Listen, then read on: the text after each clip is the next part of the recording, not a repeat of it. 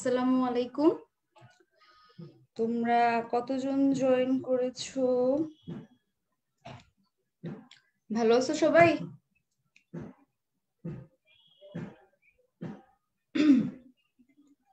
দাঁড়াও, আপু হচ্ছে ফোনটাকে স্ক্রিন শেয়ার মোডে নিয়ে যাচ্ছি।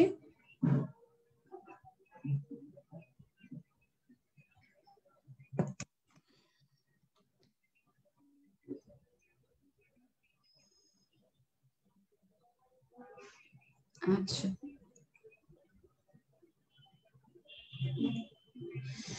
আজকে আমরা পড়বো মৌলের পর্যাবৃত্ত ধর্ম ও রাসায়নিক বন্ধন। এটার লাস্ট পার্ট টুকু, অর্থাৎ 3.7 থেকে শেষ পর্যন্ত অংশ। আচ্ছা, ঠিক আছে। তো আমার পরিচয়টা দিয়ে নিই। আমি ফারহিন কবির চৈতি, পড়ালেখা করতেছি ঢাকা ডেন্টাল কলেজে, ফাইনাল ইয়ার স্টুডেন্ট। আচ্ছা, আর মেডিকোতে তোমার ক্লাস করেছি 2015-16 সেশনে। তারপর থেকে মেডিকোর সাথেই আছি এবং মৌলের পর্যাবৃত্ত ধর্ম ও রাসায়নিক বন্ধন চ্যাপ্টারটা মোটামুটি সব ব্রাঞ্চে মম আপু এবং আমরা দুজন জুনিয়র মিলে আমরা মোটামুটি সবাই একসাথে ক্লাসটা নিচ্ছি। আচ্ছা, তো তোমাদের এই চ্যাপ্টারের প্রথম অংশটুকু আপু নিয়েছেন ক্লাস, পর্যাবৃত্ত ধর্মের 3.6 টপিক পর্যন্ত নিয়েছেন। আজকে আমি লাস্টের টপিকটা আর কি লাস্ট পর্যন্ত পড়াবো। তো তোমরা মোটামুটি অনেকেই জয়েন করে ফেলেছো।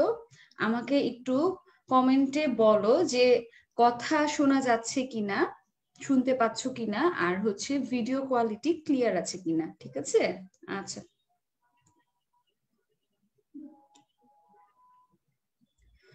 আপুকে একটু বলো যে কথা শুনতে পাচ্ছ কিনা এবং ভিডিও কোয়ালিটি ক্লিয়ার আসছে কিনা। আচ্ছা, ক্লিয়ার। ডাবল কথা শোনা যায়, এটা হওয়ার কথা না। দেখো আপু, একটু নেট কানেকশনটা চেক করো তোমার। ঠিক আছে, অল ক্লিয়ার। আচ্ছা, ঠিক আছে, অল ক্লিয়ার। থ্যাংক ইউ সবাইকে, জয়েন করে ফেলেছো। চলো আজকে আমরা আমাদের ক্লাসটা শুরু করে দিই। আজকে বেশিক্ষণ পড়াবো না, কারণ এই চ্যাপ্টারের বেশিরভাগ অংশ ফার্স্ট হাফেই চলে যায়। আজকে আমরা ইজি ইজি কিছু জিনিসপত্র পড়বো। ঠিক আছে? আচ্ছা, চলো আমি তোমাদের সাথে আমার স্ক্রিনটা শেয়ার করে দিচ্ছি।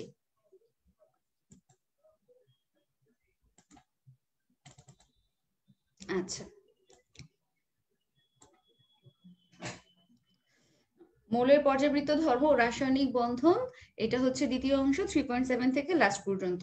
আচ্ছা শুনো, এই চ্যাপ্টারের প্রথম অংশটুকু যেহেতু তোমরা আগেই ক্লাস করে ফেলেছো, তোমরা জানো যে আপু তোমাদেরকে কি করিয়েছিলেন।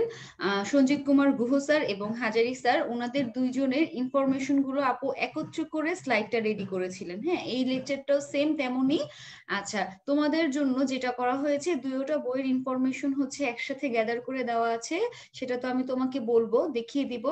পেজ স্লাইডের প্রত্যেকটা কর্নারে হয়তো বা উপরে বা নিচে কোথাও পেজ নাম্বারটা লেখা আছে। আমি তোমাদেরকে প্রত্যেকটা স্লাইডে পেজ নাম্বারগুলো বলে নিব। ঠিক আছে? আচ্ছা, তাহলে তোমরা এখন কি করবা? এখন এই যে কমেন্ট সেকশনটা যারা আছে, যে মেনশন টেনশন দিতেছে, এগুলো বন্ধ করো। করে কমেন্ট সেকশনটাকে সোয়াইপ করে ফোনটাকে হরাইজন্টাল মোডে নিয়ে নাও। ঠিক আছে?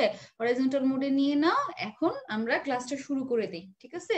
আচ্ছা, দেখো আমাদের প্রথম টপিক 3.7। 3.7 এটা আমাদের হাজারি স্যারের বইয়ের নতুন বই, যেটা নতুন এডিশনের বই 316 পেজ। ঠিক আছে? আচ্ছা, 316 পেজের তোমার মৌলের পর্যাবৃত্ত ধর্ম ও রাসায়নিক বন্ধনের সম্পর্ক। আচ্ছা, দেখো এখানে আয়নিক বন্ধনের সংজ্ঞা দেওয়া আছে। আচ্ছা, আয়নিক বন্ধন, আমরা রাসায়নিক বন্ধন মোটামুটি কত প্রকার জানি। রাসায়নিক বন্ধন কি আছে? আয়নিক বন্ধন আছে, সংযোজী বন্ধন আছে, তাই তো? সন্নিবেশ সংযোজী বন্ধন আছে। তো এখানে আচ্ছা, কি বলতেছো, কোয়েশ্চেন করতেছো? এক্সামে কি ফুল অধ্যায় থেকে কোশ্চেন থাকবে? না, যেহেতু শেষ অংশ থেকে প্রশ্ন থাকবে, ফুল অধ্যায় থেকে থাকবে না। ঠিক আছে? তোমাদেরকে বারবার বলতেছি কমেন্ট সেকশনটা বন্ধ করো। অনেকেই জয়েন করছো। ঠিক আছে? আমি কিন্তু ক্লাস নেওয়ার সাথে সাথে ইনস্ট্যান্ট কমেন্ট গুলো দেখবো। যদি কেউ উল্টাপাল্টা কমেন্ট করছো তো খবর আছে, একদম গ্রুপ থেকে রিমুভ করে দিব, বুঝছো? এরপরে কি হবে, গ্রুপ থেকে রিমুভ করে দিলে 2 দিন 3 দিন কান্নাকাটি করবা, এরপরে বাসায় আব্বু আম্মুর কাছে ফোন যাবে, দুনিয়ার কেলেঙ্কারি হবে। তার চেয়ে ভদ্র বাচ্চা কাচ্চার মতো কমেন্ট সেকশনটাকে সোয়াইপ করে সুন্দর করে ফোনটাকে হরাইজন্টাল মোডে নিয়ে আসো, ঠিক আছে? আচ্ছা, আর আমি হচ্ছে জুম মোটামুটি ভালোই করা আছে, তাও যদি জুম করার প্রয়োজন হয় আমাকে কমেন্টে জানাই দিও, ঠিক আছে? আচ্ছা, দেখো আয়নিক বন্ধন, আয়নিক বন্ধনটা কিভাবে হচ্ছে?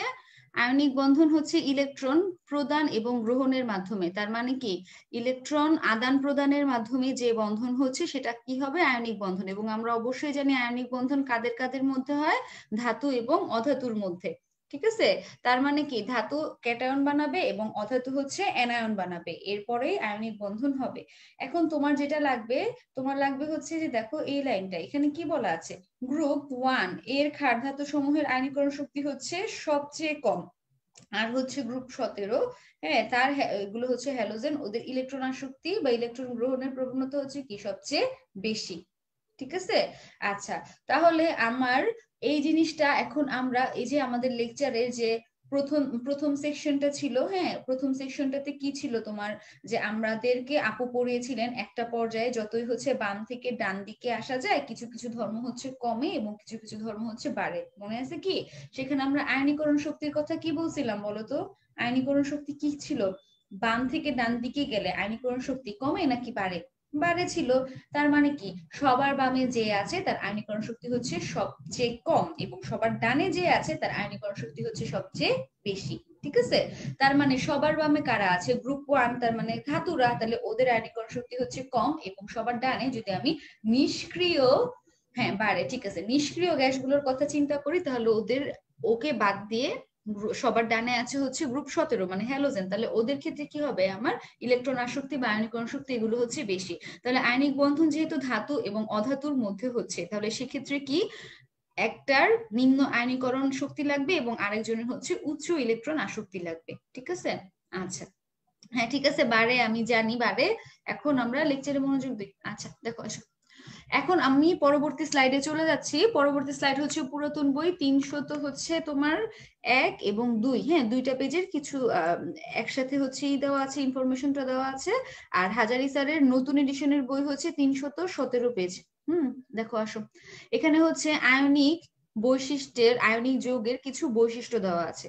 আচ্ছা, আয়নিক যৌগগুলো যেহেতু আয়নিক বন্ধনের মাধ্যমে গঠিত যৌগ বা আয়নিক বন্ধনের মাধ্যমে সৃষ্ট যৌগ, তার মানে এই যৌগগুলোর ক্ষেত্রে কি হবে, এই যৌগগুলো হচ্ছে তোমার শক্তিশালী বন্ধন দ্বারা আবদ্ধ, তার মানে এই যৌগগুলোর গলনাঙ্ক এবং স্ফুটনাঙ্ক হচ্ছে বেশি, উচ্চ গলনাঙ্ক উচ্চ স্ফুটনাঙ্ক বিশিষ্ট, ঠিক আছে?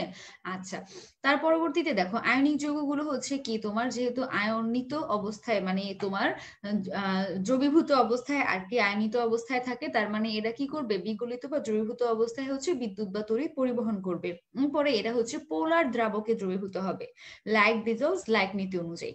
যেহেতু পোলার যৌগ পোলার দ্রাবকে দ্রবীভূত হবে। আচ্ছা, তাহলে সমযোজী বন্ধন জিনিসটা এখন কি, সমযোজী বন্ধন হচ্ছে ইলেকট্রন শেয়ারের মাধ্যমে যেটা হচ্ছে, ঠিক আছে? তাহলে যে বন্ধনটা কি হবে, ইলেকট্রন শেয়ারের মাধ্যমে হবে, তাকে আমরা বলবো হচ্ছে সমযোজী বন্ধন। আচ্ছা, তাহলে সমযোজী বন্ধন কখন হবে, সব সময় হচ্ছে অধাতব পরমাণুর ক্ষেত্রে, ঠিক আছে? ধাতব পরমাণুর ধাতব পরমাণুর সাথে অধাতব পরমাণু কখনোই কি করে না, সমযোজী বন্ধন গঠন করে না, শুধুমাত্র দুইটা অধাতু মিলেই হচ্ছে সমযোজী যৌগ গঠন করবে। আচ্ছা, এখন দেখো আমাদের প্রিয় গ্রহ স্যার উনি কি করেছেন, আয়নিক বন্ধন গঠনের কিছু পূর্ব শর্ত দিয়েছেন, ঠিক আছে?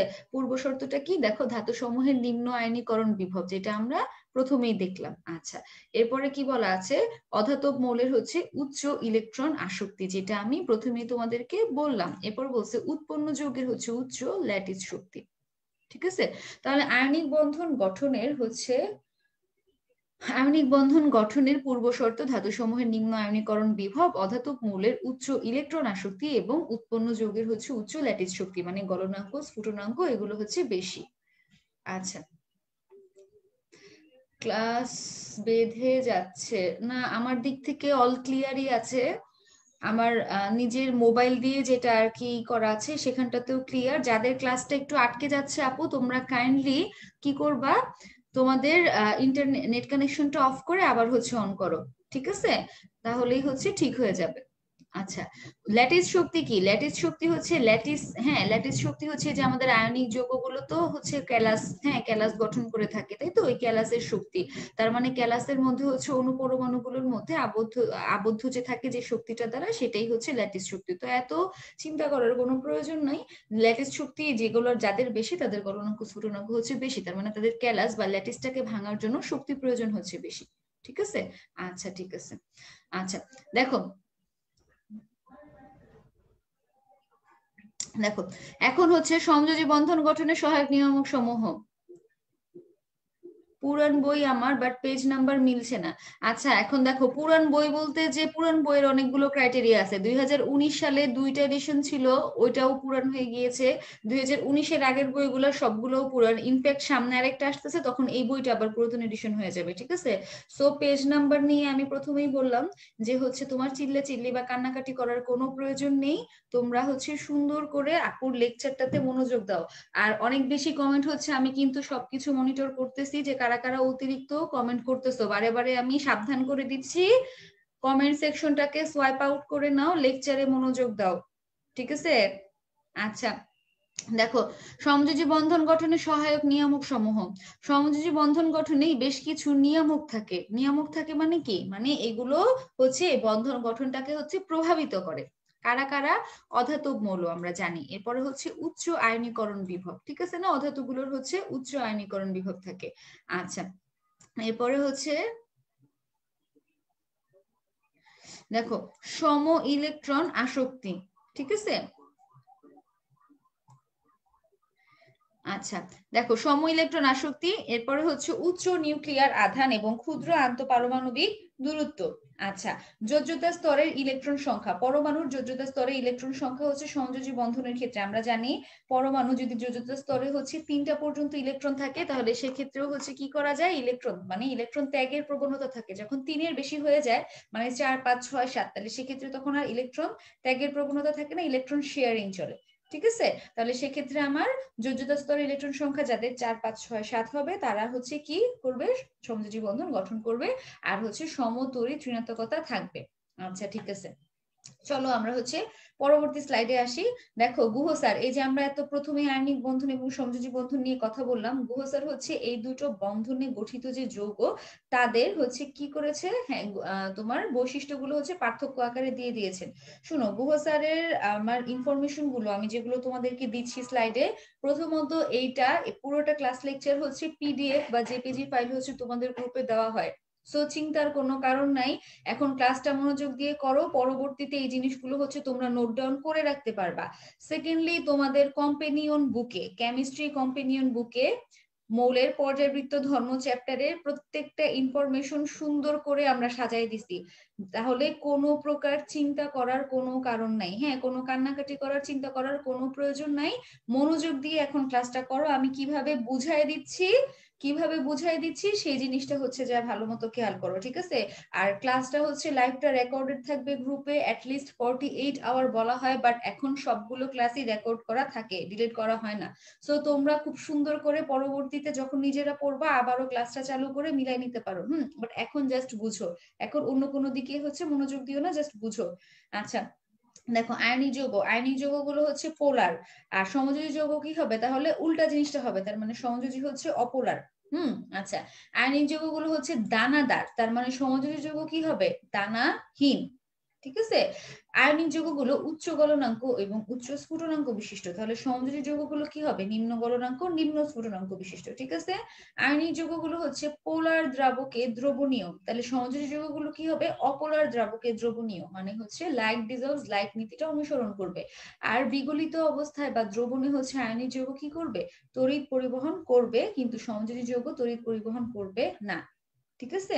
আচ্ছা এখন দেখো, এখানে আরেকটা কথা বলা আছে যে অরবিটাল অধিক্রমণ, যে আমরা জানি যে সমযোজী যৌগগুলোতে হচ্ছে হাইব্রিডাইজেশন হয়, তাই না, সংকর অরবিটালের সৃষ্টি হয় বা সংকরায়ন হয়। তাহলে সেক্ষেত্রে কি হয়, অরবিটাল অধিক্রমণের ফলে নির্দিষ্ট অভিমুখ থাকায় সমানতা ধর্ম দেখায় অপোলার দ্রাবকে দ্রবণীয়। আচ্ছা ঠিক আছে, দেখো এখন সমযোজী বন্ধনের প্রকারভেদ। এই যে আমি তোমাদের আয়নিক এবং সমযোজী বন্ধন নিয়ে কথাবার্তা বলছিলাম, সমযোজী বন্ধন হচ্ছে দুই প্রকার, কি কি, সিগমা এবং পাই। ঠিক আছে, সিগমা এবং পাই।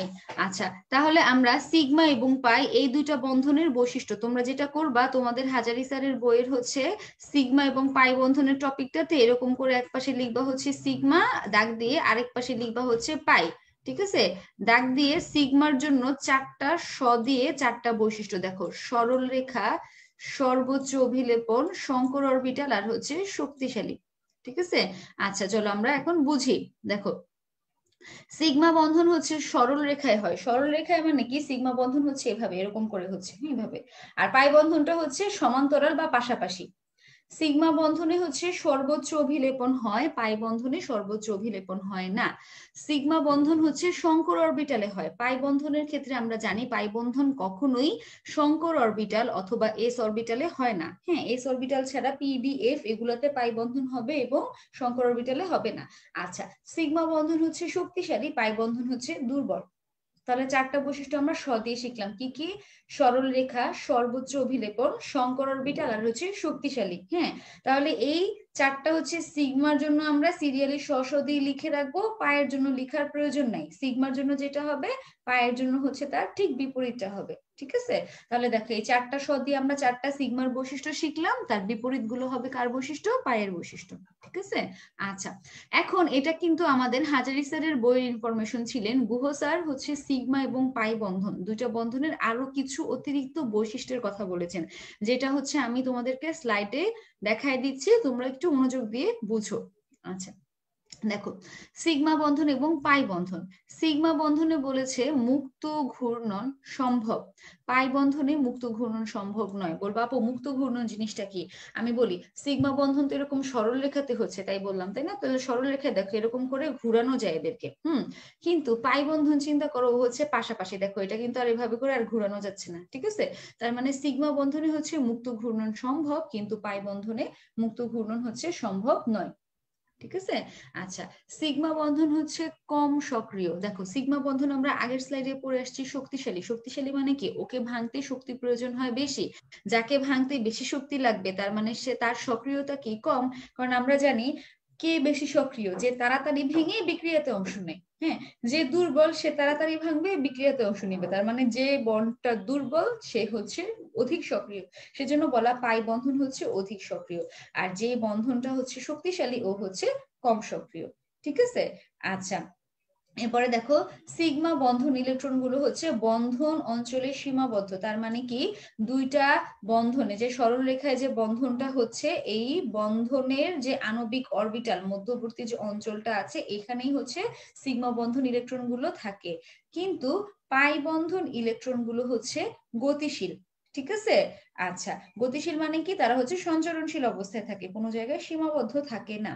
সিগমা বন্ধন অণুর জ্যামিতিক গঠনে কোনো ভূমিকা সিগমা বন্ধনের আছে এবং পাই বন্ধনের কোনো ভূমিকা নেই। তার মানেটা কি, দেখো আমরা যে হচ্ছে কি করি, সংকরায়ন এসপি সংকরায়নের জন্য একরকম আকৃতি, sp2 এর জন্য, sp3 এর জন্য এরকম আকৃতিগুলো হচ্ছে মুখস্থ করি, তাই না? এখন সংকরায়নটা কোথায় হচ্ছে? সংকর অরবিটালে হচ্ছে, আর আমরা জানি পাই বন্ধন কখনোই সংকর অরবিটালে হয় না, তাহলে সংকর অরবিটালে সবসময় কোন বন্ধন হয়? সিগমা বন্ধন। তাহলে সংকর অরবিটালে সিগমা বন্ধন থাকে এবং সংকরণের জন্য অণুর জ্যামিতিক গঠন ভিন্ন হয়, তাহলে সে জ্যামিতিক গঠনে কোন বন্ধনের ভূমিকা আছে? সিগমা বন্ধনের ভূমিকা আছে, পাই বন্ধনের ভূমিকা নেই। আচ্ছা এরপরে সিগমা বন্ধনের হচ্ছে নিজস্ব অস্তিত্ব আছে, পাই বন্ধনের কি নিজস্ব অস্তিত্ব নেই।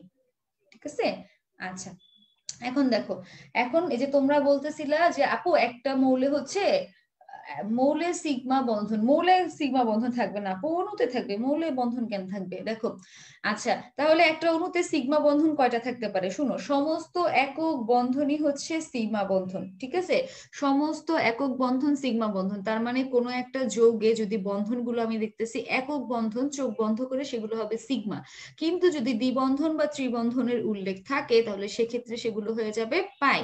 হ্যাঁ, তার মানে একটা যৌগে অবশ্যই যখন একক বন্ধন থাকবে সেটা তো সিগমাই হবে, আর দ্বিবন্ধন থাকলে একটা সিগমা হবে, বাদ বাকি একটা হবে পাই। ত্রিবন্ধন থাকলে একটা সিগমা হবে আর অতিরিক্ত দুইটা হবে হচ্ছে পাই। ঠিক আছে, আচ্ছা দেখো এখন আমরা পড়বো হচ্ছে 3.9.1 সংকর অরবিটালের প্রকারভেদ, যেটা নতুন বইয়ের হচ্ছে 322 পেজে দেওয়া। আচ্ছা দেখো এখান থেকে কি পড়তে হবে, এটা কিন্তু আমাদের জন্য 100% ইম্পর্টেন্ট, ঠিক আছে? 100% ইম্পর্টেন্ট, কারণ এই টপিকটা থেকে প্রত্যেক বছরই হচ্ছে প্রশ্ন হয়। আচ্ছা দেখো সংকর অরবিটালের প্রকারভেদ, কি কি সংকরণ আছে, sp3 sp2 এরকম করে অনেকগুলো সংকরণ দেওয়া, এবং এদের জন্য প্রত্যেকটার এক্সাম্পল দেওয়া। যেরকম sp3 সংকরণ মিথেনে হচ্ছে, sp2 হচ্ছে অ্যালকিনে হচ্ছে, sp হচ্ছে অ্যালকাইনে, হ্যাঁ, এরপর sp2d হচ্ছে টেট্রাঅ্যামিনো কিউপ্রিক আয়নে হচ্ছে। তো এদের জ্যামিতিক গঠনটাও হচ্ছে দেখতে হবে আমাদের।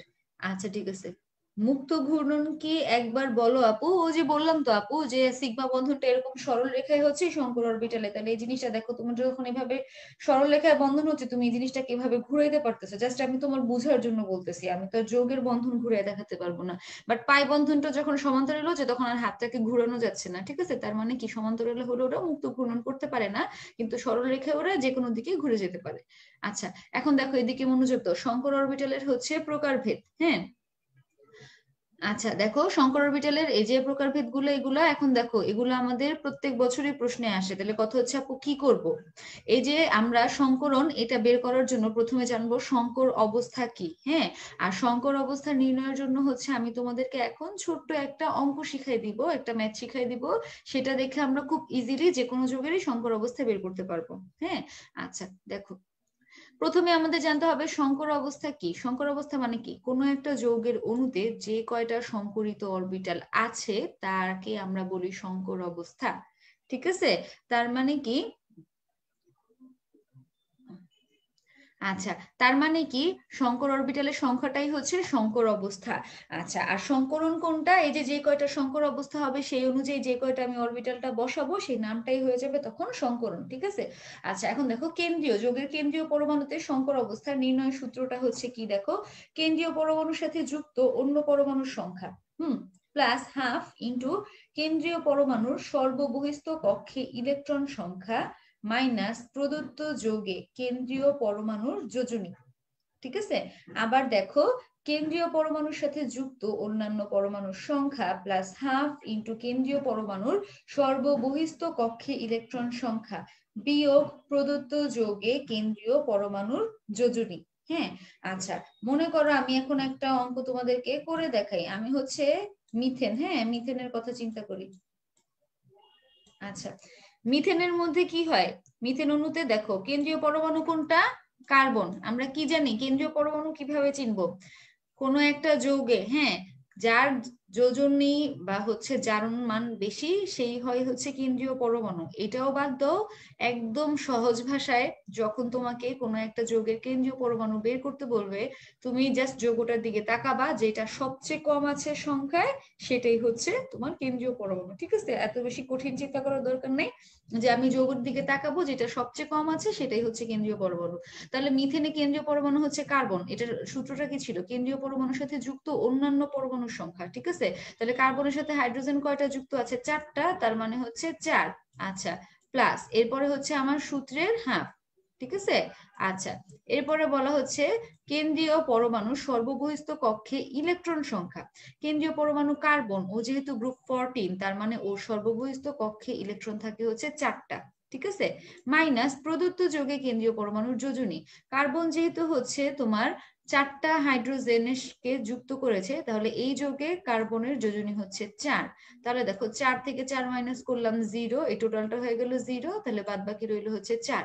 তাহলে মিথেন অণুতে কার্বনের কি সংকর অবস্থা হচ্ছে 4। তাহলে সংকরায়ন কি হবে, 4টা, যে সংকর অবস্থা মানে 4টা সংকর অরবিটাল থাকবে, তাহলে প্রথম সংকর অরবিটাল কোনটা হবে, অবশ্যই এস, তাই না?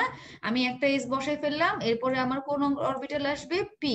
যেহেতু আমার সংকরিত অরবিটালের সংখ্যা হলো 4, একটা এস, তাহলে বাদ বাকি আর 3টা হচ্ছে পি, ঠিক আছে? আচ্ছা দেখো যাদের ক্লাস আটকে যাচ্ছে বারে বারে বলতেছি, আমার দিক থেকে টোটালি ক্লিয়ার আছে, তোমরা তোমাদের নেট কানেকশনটা হচ্ছে একটু চেক করো, ঠিক আছে? আর পড়ার দিকে মনোযোগ দাও, এই যে বইয়ের পেজ নাম্বার, পুরাতন এডিশন, হাবিজাবি এই সমস্ত নিয়ে কথাবার্তা বলে শুধু শুধু কি করতেছো, কমেন্ট সেকশনটাকে ভরাই ফেলতেছে এই সমস্ত কমেন্ট দিয়ে। তোমাদের টেকনিক্যাল যে কোনো প্রবলেম সলভ করার জন্য ব্যাকগ্রাউন্ডে আমাদের আরেকজন টিচার বসে আছেন, ও তোমাদের এই সমস্ত সমস্যা দেখবে, বাট টপিক রিলেটেড কিছু হলে তোমরা কমেন্ট করো এবং আমাকে সেটা জানাও। ঠিক আছে। আর দেখো সংকর অবস্থার নির্ণয়ের সূত্র, সংকর অবস্থার নির্ণয়ের সূত্রটা কি বললাম, কেন্দ্রীয় পরমাণুর সাথে যুক্ত অন্য পরমাণুর সংখ্যা যোগ হাফ ইন্টু কেন্দ্রীয় পরমাণুর সর্ববহিস্থ কক্ষে ইলেকট্রন সংখ্যা মাইনাস প্রদত্ত যোগে কেন্দ্রীয় পরমাণুর যোজনী। দেখো আমরা মিথেনের ক্ষেত্রে বললাম কি, এই যে মিথেন, হ্যাঁ এখানে তোমার কেন্দ্রীয় পরমাণু হচ্ছে কার্বন, তাহলে এর সাথে যুক্ত অন্য পরমাণু কোনটা, হাইড্রোজেন, সংখ্যা হচ্ছে 4 যোগ হাফ, এই যে আমার সূত্রের হাফ, কেন্দ্রীয় পরমাণুর সর্ববহিস্থ কক্ষে ইলেকট্রন সংখ্যা। আচ্ছা কেন্দ্রীয় পরমাণু কোনটা, কার্বন, ও কোন গ্রুপের মৌল, গ্রুপ 14, তাহলে ওর সর্ববহিস্থ কক্ষে ইলেকট্রন কয়টা থাকবে, 4টা থাকবে, 4, এই যে সূত্রের মাইনাস প্রদত্ত যোগে কেন্দ্রীয় পরমাণুর যোজনী, প্রদত্ত যোগে কেন্দ্রীয় পরমাণু কয়টা হাইড্রোজেনকে যুক্ত করেছে, 4টা হাইড্রোজেনকে, ঠিক আছে, তাহলে 4টা হাইড্রোজেন দিলাম, তাহলে হয়ে গেল 0 4। এই জিনিসটাই দেখো পরবর্তী স্লাইডে আমি সুন্দর করে সাজায় লিখে নিয়ে আসছি, এখানে জাস্ট তোমাদেরকে বুঝিয়ে দিলাম, এখন পরবর্তী স্লাইডে সাজানো আছে। দেখো CH4 অণুতে কেন্দ্রীয় পরমাণু কার্বন, হাইড্রোজেন আছে 4টা, সর্ববহিস্থ কক্ষে ইলেকট্রন আছে 4টা এবং যোজনীয় হচ্ছে 4, তাহলে আমি সূত্র বসায় ফেললাম 4। তাহলে সংকর অবস্থা 4 মানে কি, সংকরিত অরবিটাল আছে 4টা, আর সংকরণ তাহলে কি হবে, 4টার মধ্যে একটা s এবং 3টা হচ্ছে p, s অরবিটাল একটি এবং p অরবিটাল হচ্ছে 3টি। ঠিক আছে। আচ্ছা এখন আমি তোমাদেরকে একটা ম্যাথ করতে দিব, যে বলতেছে আপু আরেকটা এক্সাম্পল দিয়ে বুঝান, আচ্ছা ঠিক আছে আমি তোমাদেরকে এখন সেটা করে দিচ্ছি।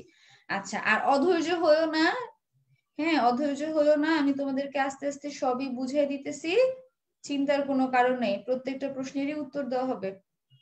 আচ্ছা দেখো আমি তোমাদেরকে হচ্ছে যেটা করব, পানি H2O, পানির অণুতে কেন্দ্রীয় পরমাণুর সংকর অবস্থা বের করতে বলবো।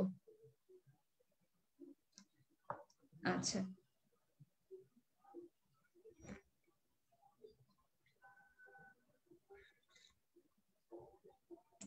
দেখো আমাকে উত্তর দাও, আচ্ছা উত্তর দাও, পানির অণুতে সংকর অবস্থা কি হবে বলো, sp3, হ্যাঁ সংকর অবস্থা 4 এবং সংকরণ হচ্ছে sp3, ঠিক আছে, সংকর অবস্থা বললে অ্যান্সার করবো হচ্ছে 4 এবং সংকরণ হচ্ছে sp3। অনেকেই যে বড় যৌগের উদাহরণ নিয়ে পাগল হয়ে যাচ্ছে, আপু বড় যৌগের উদাহরণ দিয়ে বুঝান বুঝান, বলতেছি তো আমি সবগুলোই বুঝাবো, তোমরা এরকম অধৈর্য হচ্ছ কেন, ঠিক আছে। আচ্ছা sp3 তার মানে কি, এখন দেখো আমরা ম্যাথটা করি, এখানে কেন্দ্রীয় পরমাণু কোনটা বলছি, যেটা সংখ্যায় কম, তার মানে অক্সিজেন। আচ্ছা অক্সিজেনের সাথে অন্য পরমাণু কয়টা যুক্ত ছিল, হাইড্রোজেন কয়টা, 2টা। আচ্ছা এরপরে যোগ, আমার সূত্রের হচ্ছে হাফ, হ্যাঁ। আচ্ছা এরপরে দেখো আমার বলছে কেন্দ্রীয় পরমাণু সর্ববহিস্থ কক্ষে ইলেকট্রন সংখ্যা, অক্সিজেনের সর্ববহিস্থ কক্ষে ইলেকট্রন সংখ্যা কত, 6, যেহেতু হচ্ছে গ্রুপ 16 এর মৌল, মাইনাস ওর কেন্দ্রীয় প্রদত্ত যৌগে হচ্ছে ওর যোজনী, এই যৌগে ও 2টা হাইড্রোজেনকে যুক্ত করেছে, তাহলে ওর যোজনী হচ্ছে 2, ঠিক আছে। 6 থেকে 2 বিয়োগ দিলাম থাকে 4, হাফ করলে হয় 2, 2 আর 2 যোগ করে 4, তার মানে পানির অণুতে অক্সিজেনের সংকর অবস্থা 4 এবং সংকরণ হচ্ছে sp3। হ্যাঁ এখন এই যে আমাদের হাই হুতাশ পাবলিকরা যারা কান্নাকাটি লাগাই দিচ্ছিলা যে আপু কি করব, কেমনে এত বড় বড় যৌগে এসে, আসো তোমাদেরকে এখন বলতেছি, এইগুলা এই যে এতক্ষণ যে আমি ম্যাথটা করছি, হ্যাঁ এটা করার কোনো প্রয়োজনই ছিল না। এটার একটা শর্টকাট আছে, তাহলে ওই শর্টকাটটা দিয়ে কি হয়, শর্টকাটটা দিয়ে সুন্দর করে যে কোনো বড় ছোট যৌগ সবই বের করা যায়, বুঝে গেছে। তাহলে কি শর্টকাট হচ্ছে, যে যৌগটার নিচে যে নাম্বারটা থাকবে ওইটাই হচ্ছে তার সংকর অবস্থা, বুঝে গেছে। তাহলে এতক্ষণ বোকার মতো আমরা কি করতেছিলাম, বোকার মতো করতেছিলাম না, এটার পিছনেও কারণ আছে, বাট আমরা শর্টকাট দিয়েই হচ্ছে ম্যাক্সিমাম জিনিস মনে রাখতে পারবো। দেখো মিথেন, হ্যাঁ হাইড্রোজেনের লাস্টে আছে 4, তাহলে সংকর অবস্থা 4, সংকরণ হচ্ছে sp3, ঠিক আছে। ঠিক একই ভাবে তোমাদের এই যে বইয়ের 3.9.1 টপিকটা ছিল না, এই যে আমরা প্রথমে যেটাই করে আসলাম, এই যে এটা, এখানে যতগুলো যৌগ আছে সবগুলো আমি এখন পিছনে দেখাই দিতেছি, দেখো কি সুন্দর করে, পরের স্লাইড গুলোতে দেখাই দিচ্ছি কি সুন্দর করে আমরা শর্টকাট দিয়ে মনে রাখতে পারবো। এই যে দেখো ভালো মতো এখন এটা খেয়াল করো, ঠিক আছে। দেখো বেরিলিয়াম ক্লোরাইড, লাস্টের 2, সংকর অবস্থা 2, সংকরণ তাহলে sp। এরপরে হচ্ছে বোরন ট্রাইক্লোরাইড, হ্যাঁ বোরন ট্রাইক্লোরাইডে আমার সংকর অবস্থা কত, দেখো লাস্টে হচ্ছে 3, তাহলে সংকর অবস্থা হচ্ছে 3, সংকরণ কত sp2। এরপর দেখো সালফার হেক্সাফ্লোরাইড, হ্যাঁ লাস্টে কত 6, তাহলে সংকর অবস্থা কত 6, 6-এর মধ্যে কি হবে একটা এস 3টা পি, 4টা হয়ে গেল, বাদ বাকি রইল 2টা, তাহলে 2টা কি হবে ডি, তাহলে কি sp3d2। এরপর দেখো আয়োডিন হেপ্টাফ্লোরাইড, এটাতে লাস্টে আমার কত আছে 7, তার মানে কি সংকর অবস্থা হচ্ছে 7, তাহলে সংকরণ sp3d3, একটা এস 3টা পি 4 আর ডি হচ্ছে 3টা sp3d3। আচ্ছা হেক্সা অ্যাকোয়াক্রোমিয়াম, এই যে কে যেন বলতেছিলা আপু বড় বা জটিল আয়নগুলোর জন্য কি হবে, এই যে দেখো ওর লিগ্যান্ড আছে কয়টা 6টা, হ্যাঁ তাহলে সংকর অবস্থা 6, তাহলে আমার সংকরণ কত, ওই যে একটা এস, হ্যাঁ sp3d2। এরপরে টেট্রাফ্লোরোবোরেট আয়ন, হ্যাঁ লাস্টে আছে 4, তাহলে সংকর অবস্থা হচ্ছে 4, ঠিক আছে। আচ্ছা তাহলে সেক্ষেত্রে সংকরণ হচ্ছে sp3। আচ্ছা এখন আমাদের হাই হুতাশ পাবলিকরা আবারও হাই হুতাশ করতেছো যে তাহলে আপু পানিরটা তো মিলতেছে না, পানিরটা তাহলে আপু কিভাবে মিলবো। আমি বলি তোমরা যে শুরুর থেকে যে অধৈর্য হয়ে গেলা, শুরুতে আমি বলছি যে যে জিনিসটা করাচ্ছি ওটা মনোযোগ দাও, লাস্টে কিন্তু আমি তোমাদেরকে বলে দিব, হ্যাঁ ম্যাক্সিমাম যৌগগুলো হচ্ছে তোমার শর্টকাট টেকনিক দিয়ে ওদের সংকর অবস্থা বের করা যায়, কিন্তু কিছু কিছু যৌগ আছে ব্যতিক্রম, সব জায়গাতেই তো ব্যতিক্রম থাকে তাই না, কিছু কিছু যৌগ আছে ব্যতিক্রম, ওদের সংকর অবস্থা কি করা হয় তোমার ওই শর্টকাট দিয়ে বের করা যায় না। যেমন আমি তোমাদেরকে একটু আগে পানি, হ্যাঁ পানিতে অক্সিজেনের সংকর অবস্থা বের করতে বলছিলাম, বলছিলাম না, তোমরা আমাকে অনেকে উত্তরও দিছো, দিছো না? তার মানে কিভাবে করছি এটা, এক্ষেত্রে কিন্তু আমার শর্টকাট খাটে নাই। তাহলে আমি অঙ্কটা কিন্তু তোমাদের শুধু শুধু করাইনি, অঙ্কটা এই কাজে লাগবে বলেই তোমাদেরকে শিখাইছি, ঠিক আছে। তাহলে ম্যাক্সিমাম জিনিসগুলো হচ্ছে আমার শর্টকাট দিয়ে হয়ে যাবে, কিছু ব্যতিক্রম আছে, এবং ব্যতিক্রম হচ্ছে যাদের মুক্ত জোড় ইলেকট্রন বা নিঃসঙ্গ জোড় ইলেকট্রন থাকে, তাদের ক্ষেত্রে আমার সংকর অবস্থা শর্টকাট দিয়ে বের করা যায় না, বুঝে গেছে।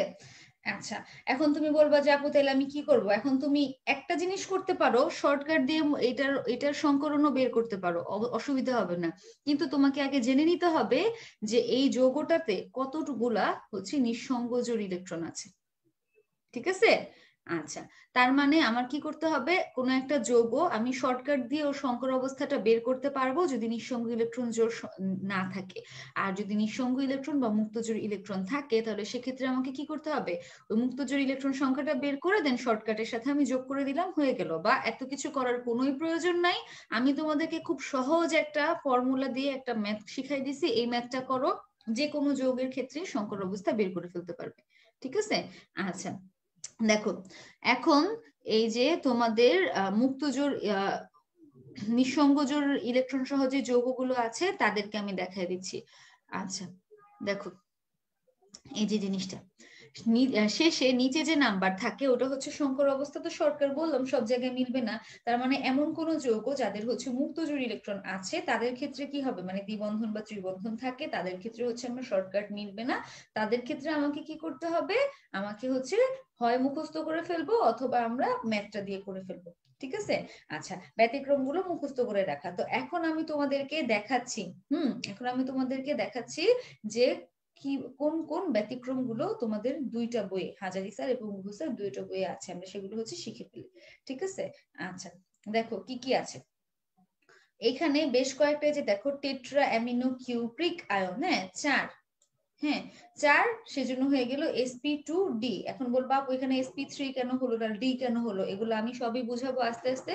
আচ্ছা দেখো এরপর দেখো এখানটাতে অ্যামোনিয়াতে মুক্ত জোড় ইলেকট্রন আছে একটা, আচ্ছা তাহলে অ্যামোনিয়াতে যেহেতু মুক্ত জোড় ইলেকট্রন একটা আছে তাহলে সেক্ষেত্রে কি হবে না, আমার অ্যামোনিয়ার ক্ষেত্রে শর্টকাটটা যাবে না, ঠিক আছে। এরপর দেখো পানি, ওদের ক্ষেত্রে আছে মুক্তজোড় ইলেকট্রন দুইটা, এরপর হচ্ছে হাইড্রোনিয়াম আয়নে আছে একটা, জেনন ডাইফ্লোরাইডে 3টা এবং টেট্রাক্লোরো আয়োডাইড আয়নে হচ্ছে 2টা, ঠিক আছে। তাহলে এদের ক্ষেত্রে আমার কি করতে হবে, এদের ক্ষেত্রে হচ্ছে আমরা সংকরণ গুলোকে মুখস্থ করে ফেলবো অথবা আমরা সূত্র দিয়ে সংকরণটা বের করে ফেলবো, ঠিক আছে। আচ্ছা এখন তোমাদেরকে আমি ওই sp3d আর sp3d2 কিভাবে কি হচ্ছে সেই জিনিসটা হচ্ছে দেখাই দিচ্ছি। এর আগে আরেকটা জিনিস আমরা দেখব, এই যে মুক্তজোড়, ওই মুক্তজোড়টা আমরা কিভাবে বের করতে পারি। দেখো মুক্তজোড় বের করার জন্য আরেকটা টেকনিক আছে, আরেকটা ম্যাথ আছে, বাট এটা মেডিকেল অ্যাডমিশন টেস্টে আসে না। জাস্ট আমরা শিখার জন্য শিখে রাখবো, ঠিক আছে? যদি কখনো চলে আসে অথবা ভার্সিটিতে আসে তাহলে সেক্ষেত্রে আমরা এটাকে কাজে লাগাতে পারবো। দেখো পানির অণুর ক্ষেত্রে মুক্ত জোড় ইলেকট্রন কিভাবে বের করব? দেখো সূত্রটা হচ্ছে এখানটাতে লেখা আছে, সূত্রটা এক্স। হ্যাঁ, এক্স মানে হচ্ছে কি? এক্স মানে হচ্ছে এই যৌগটার সংকর অবস্থা বিয়োগ যৌগে কেন্দ্রীয় পরমাণুর সাথে কয়টা একযোজী পরমাণু আছে সেই সংখ্যা বিয়োগ যোগে কেন্দ্রীয় পরমাণুর সাথে কয়টা দ্বিযোজী পরমাণু আছে সেই সংখ্যা, ঠিক আছে? আচ্ছা, পানিতে সংকর অবস্থা আমি জানি হচ্ছে 4। আচ্ছা, মাইনাস এখানে পানির অণুতে অক্সিজেনের সাথে একযোজী পরমাণু কয়টা আছে? 2টা। আচ্ছা, মাইনাস দ্বিযোজী পরমাণু কি আছে? নাই, তার মানে এটা হচ্ছে 0। তাহলে 4 থেকে 2 মাইনাস করলে আমি কত পাচ্ছি? 2 পাচ্ছি, তাই না? তার মানে হচ্ছে কি আমার পানির অণুর ক্ষেত্রে মুক্ত জোড় ইলেকট্রন কয়টা? 2টা, ঠিক আছে? মুক্ত জোড় ইলেকট্রন সংখ্যা 2। হ্যাঁ, এরকম দেখো হাইড্রোনিয়াম আয়নের জন্য বলা আছে, হাইড্রোনিয়াম আয়ন, হ্যাঁ, ওর সংকরণ হচ্ছে আমাকে মুখস্থ করতে হবে, ওর সংকর অবস্থা 4। আচ্ছা, সংকর অবস্থা 4, এর সাথে যুক্ত একযোজী পরমাণু কয়টা? হাইড্রোজেন আছে 3টা, তাহলে 4 থেকে 3 বিয়োগ দিলাম 1, যেহেতু কোনো দ্বিযোজী পরমাণু নাই তাহলে সেক্ষেত্রে ওর মুক্ত জোড় ইলেকট্রন সংখ্যা হচ্ছে 1, ঠিক আছে? এখন একটা জিনিস আমি তোমাদেরকে একটু ক্লিয়ার করি, ঠিক আছে? দেখো ক্লিয়ারটা হচ্ছে এই যে তোমার মুক্ত জোড় আর মুক্ত ইলেকট্রন দুইটা আলাদা। শুনো, জোড় মানেই হচ্ছে জোড়া। যদি তোমাকে বলে মুক্ত জোড় ইলেকট্রন কতটি বা নিঃসঙ্গ জোড় ইলেকট্রন কতটি, তুমি ইলেকট্রন কতটি শুনে মনে করো না ইলেকট্রন সংখ্যা জানতে চাচ্ছে তোমার কাছে, ঠিক আছে? যখনই কোনো জোড় কথাটা পাবা তার মানে জোড়াই জানতে চাচ্ছে। তোমাকে যদি বলে পানির অণুর ক্ষেত্রে মুক্ত জোড় ইলেকট্রন কতটি, তুমি অ্যান্সার দিবা 2। কিন্তু যদি বলে মুক্ত ইলেকট্রন কতটি বা নিঃসঙ্গ ইলেকট্রন কতটি, তাহলে অ্যান্সার হবে 4। বুঝে গেছে? তার মানে মুক্ত জোড় বা নিঃসঙ্গ জোড়, জোড় কথাটা যখনই থাকবে আমরা হচ্ছে জোড়া অ্যান্সার করব, ঠিক আছে? কিন্তু যখন জোড় কথাটা থাকবে না, মুক্ত ইলেকট্রন কতটি বা নিঃসঙ্গ ইলেকট্রন কতটি, তাহলে সেক্ষেত্রে আমি হচ্ছে ইলেকট্রন সংখ্যাটা অ্যান্সার করব, ঠিক আছে না? আচ্ছা, তাহলে আমরা হচ্ছে কি বলে, আমরা কি করলাম? এই নিঃসঙ্গ ইলেকট্রন জোড় সংখ্যাটা নির্ণয় করা শিখলাম। এখন তোমাদেরকে মজার জিনিসটা বলি, যে আমরা বলতেছিলাম যে না শর্টকাট দিয়ে এদেরকে বের করা যায় না, ওই যে বললাম যে না শর্টকাট দিয়েও এদেরকে বের করা যায়, একটু কাটছাট করা লাগে। কি করা লাগে? দেখো অ্যামোনিয়াতে আমার হাইড্রোজেন আছে 3টা, লাস্টে আছে 3, আর আমি জানি অ্যামোনিয়া অণুতে মুক্ত জোড় ইলেকট্রন আছে 1টা, তাহলে 3 আর 1 যোগ করে হয়ে গেল 4, তাহলে সংকরণ হচ্ছে sp3। মিলে গেছে না? আবার দেখো এই যে তোমার পানিতে হাইড্রোজেন আছে 2টা, 2 আর এখানে আমার মুক্ত জোড় ইলেকট্রন হচ্ছে 2, তাহলে 2 2 হচ্ছে 4, সংকর অবস্থা 4, সংকরণ হচ্ছে sp3। মিলে গেল? হ্যাঁ, হাইড্রোনিয়াম আয়নের ক্ষেত্রেও দেখো মিলে গেল, 3টা আছে হাইড্রোজেন আর আমার হচ্ছে মুক্ত জোড় ইলেকট্রন 1টা, তাহলে ওটার জন্য আরেকটা অরবিটাল লাগবে sp3, 4টা সংকর অরবিটাল। এখানে 2টা ফ্লোরিন আর 3টা মুক্ত জোড় ইলেকট্রন 5টা, তাহলে হয়ে গেল sp3d। বুঝে গেছে? তার মানে হচ্ছে কি আমরা কি করব, যে কি বলতেছো এক্স কি আপু? ও আচ্ছা, আগেরটাতে আচ্ছা এক্স ছিল হচ্ছে তোমার এই যে এটা সংকর অরবিটালের সংখ্যা, এটা আগের মেথড। আচ্ছা, ঠিক আছে। তার মানে আমরা মুক্ত জোড় দেখো কত ভাবে আমরা শর্টকাট দিয়ে লাস্টের সংখ্যাটা দিয়ে মনে রাখতে পারবো, ওইটা হলো একটা। আমরা কি করতে পারবো, মুক্ত জোড় শর্টকাট যেগুলোতে যায় না, মানে যাদের মুক্ত জোড় ইলেকট্রন আছে, দ্বিবন্ধন ত্রিবন্ধন আছে, ওদের ক্ষেত্রে আমরা মুখস্থ করতে পারি অথবা ম্যাথ করেও করতে পারি। অথবা যদি আমি কয়টা মুক্ত জোড় ইলেকট্রন সংখ্যা আছে সেটা জানি, তাহলে আমার শর্টকাটের সাথে যোগ করেও বের করতে পারি। 3টা ভাবে আমরা এটা ম্যাথ করতে পারি, বের করে ফেলতে পারি, ঠিক আছে? তাহলে জিনিসটা এখন আমাদের জন্য ইজি হয়ে যাবে। এখন ওই যে তোমরা বলতেছিলা যে আপু sp3d2 আর d2sp3 এই জিনিসটা কি, বা কেন এবার ডিতে যাচ্ছে? আচ্ছা, আমাকে বলো তো, তোমরা অবস্থান্তর ধাতু পড়ছো না? অবস্থান্তর ধাতুর আয়ন বা জটিল আয়ন গুলো, ওরা কোন ব্লক মৌল বলো তো? ডি ব্লক মৌল না? হ্যাঁ, কারণ আমরা জানি ওরা হচ্ছে ডি ব্লক মৌল। আচ্ছা, তাহলে ডি ব্লক মৌলগুলোর ক্ষেত্রে আমরা কি জানি, যে ওদের সর্বশেষ ইলেকট্রনটা হচ্ছে ডি অরবিটালে যায়, তাই তো? আচ্ছা, তাহলে এখন দেখো আমরা এই জিনিসটা ভালো মতো খেয়াল করি। অনেক সময় প্রশ্নে অপশনে sp3d2 আসে আর d2sp3 এটাও আসে, ঠিক আছে? তাহলে কোনটা ঠিক আর কোনটা ভুল? মূল কথা হচ্ছে দুইটা একই জিনিস, আলাদা কিছু না। sp3d2 যেটা, d2sp3 ও সেটা। তাহলে তোমার অপশনে যদি sp3d2 থাকে তাহলে তুমি সেটাই অ্যান্সার করবা, যদি অপশনে থাকে d2sp3 তাহলে সেটাই অ্যান্সার করবা। সমস্যা বাধে কখন? যখন দুটোই একসাথে থাকে অপশনে। হ্যাঁ, এ অপশন একটা দিল, বি অপশন এটা দিয়ে দিল, তাহলে আমি কি অ্যান্সার করব? তাহলে তোমাকে চিন্তা করতে হবে কেন্দ্রীয় পরমাণু ওর সর্বশেষ ইলেকট্রনটা কোন অরবিটালে যায়। তাহলে আমার যদি অবস্থান্তর ধাতুর কোনো জটিল আয়ন দিয়ে দেয়, তাহলে অবস্থান্তর ধাতুর জটিল আয়নে আমার অবস্থান্তর ধাতু আমরা জানি যেহেতু ওরা ডি ব্লক মৌল, ওদের লাস্ট ইলেকট্রনটা কোথায় যায়? আমার আউফবাউন্ড নীতি অনুযায়ী 3D তেই আসে, তাই না? তার মানে তাদের ক্ষেত্রে কি হবে, আমার D2sp3টা হচ্ছে অধিক সঠিক। দেখো কি বলা আছে, হেক্সা অ্যাকোয়া ক্রোমিয়াম আয়নে কেন্দ্রীয় পরমাণু হচ্ছে ক্রোমিয়াম, এটার সর্ববহিস্থ শক্তি স্তরের ইলেকট্রন বিন্যাস হচ্ছে 3d5 4s1। তার মানে ওরা হচ্ছে কি করে 4s2 হওয়ার কথা ছিল আর 3d4 হওয়ার কথা ছিল, কিন্তু অধিক স্থিতিশীলতা অর্জনের জন্য 4s থেকে একটা ইলেকট্রন 3d তে চলে আসে। তার মানে ওর লাস্টের ইলেকট্রনটা হচ্ছে 3d5। হ্যাঁ, সেজন্য কি বলা হয়, সেজন্য বলা হয় যে যে ওর জন্য সংকুরায়ন সবচেয়ে বেশি সঠিক D2sp3। বুঝে গেছে? আচ্ছা, এখন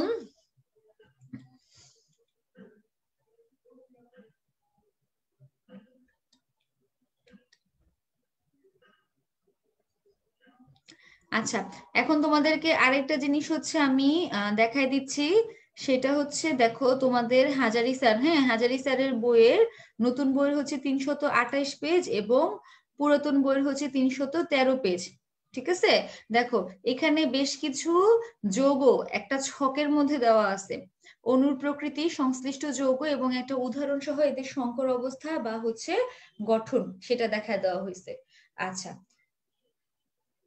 আচ্ছা, একজন লিখছে আপু sp3 আর sp2d তার মান তো একই, কোনটা কোন সময় লিখবো? তাহলে এখন তুমি বলো, তোমাকে যদি কোনো একটা অবস্থান্তর ধাতুর আয়ন দিয়ে দেয়, হ্যাঁ, তাহলে অবস্থান্তর ধাতুটার লাস্ট মৌল, লাস্ট ইলেকট্রন কোথায় যায়? ডি ব্লকে যায়। তাহলে তার ক্ষেত্রে তুমি sp3 দাগাবা নাকি sp2d দাগাবা? তুমি বলো। অবশ্যই sp2d দাগাবা, কারণ সর্বশেষ ইলেকট্রন যেহেতু ডি তে যাচ্ছে, তার মানে এই যৌগটার জন্য বা এই আয়নটার জন্য আমাকে আমার একটা ডি অরবিটাল অবশ্যই লাগবে, তাই না?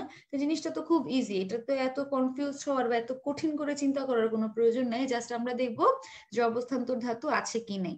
তোমার যতগুলো ব্যতিক্রম তুমি দেখতে পারো যে না আপু 4টা সংকর অরবিটাল হয়ে sp3d হয়ে sp2d হয়ে গেল, এটা অবশ্যই অবস্থান্তর ধাতু হবে, এটা ছাড়া হবে না।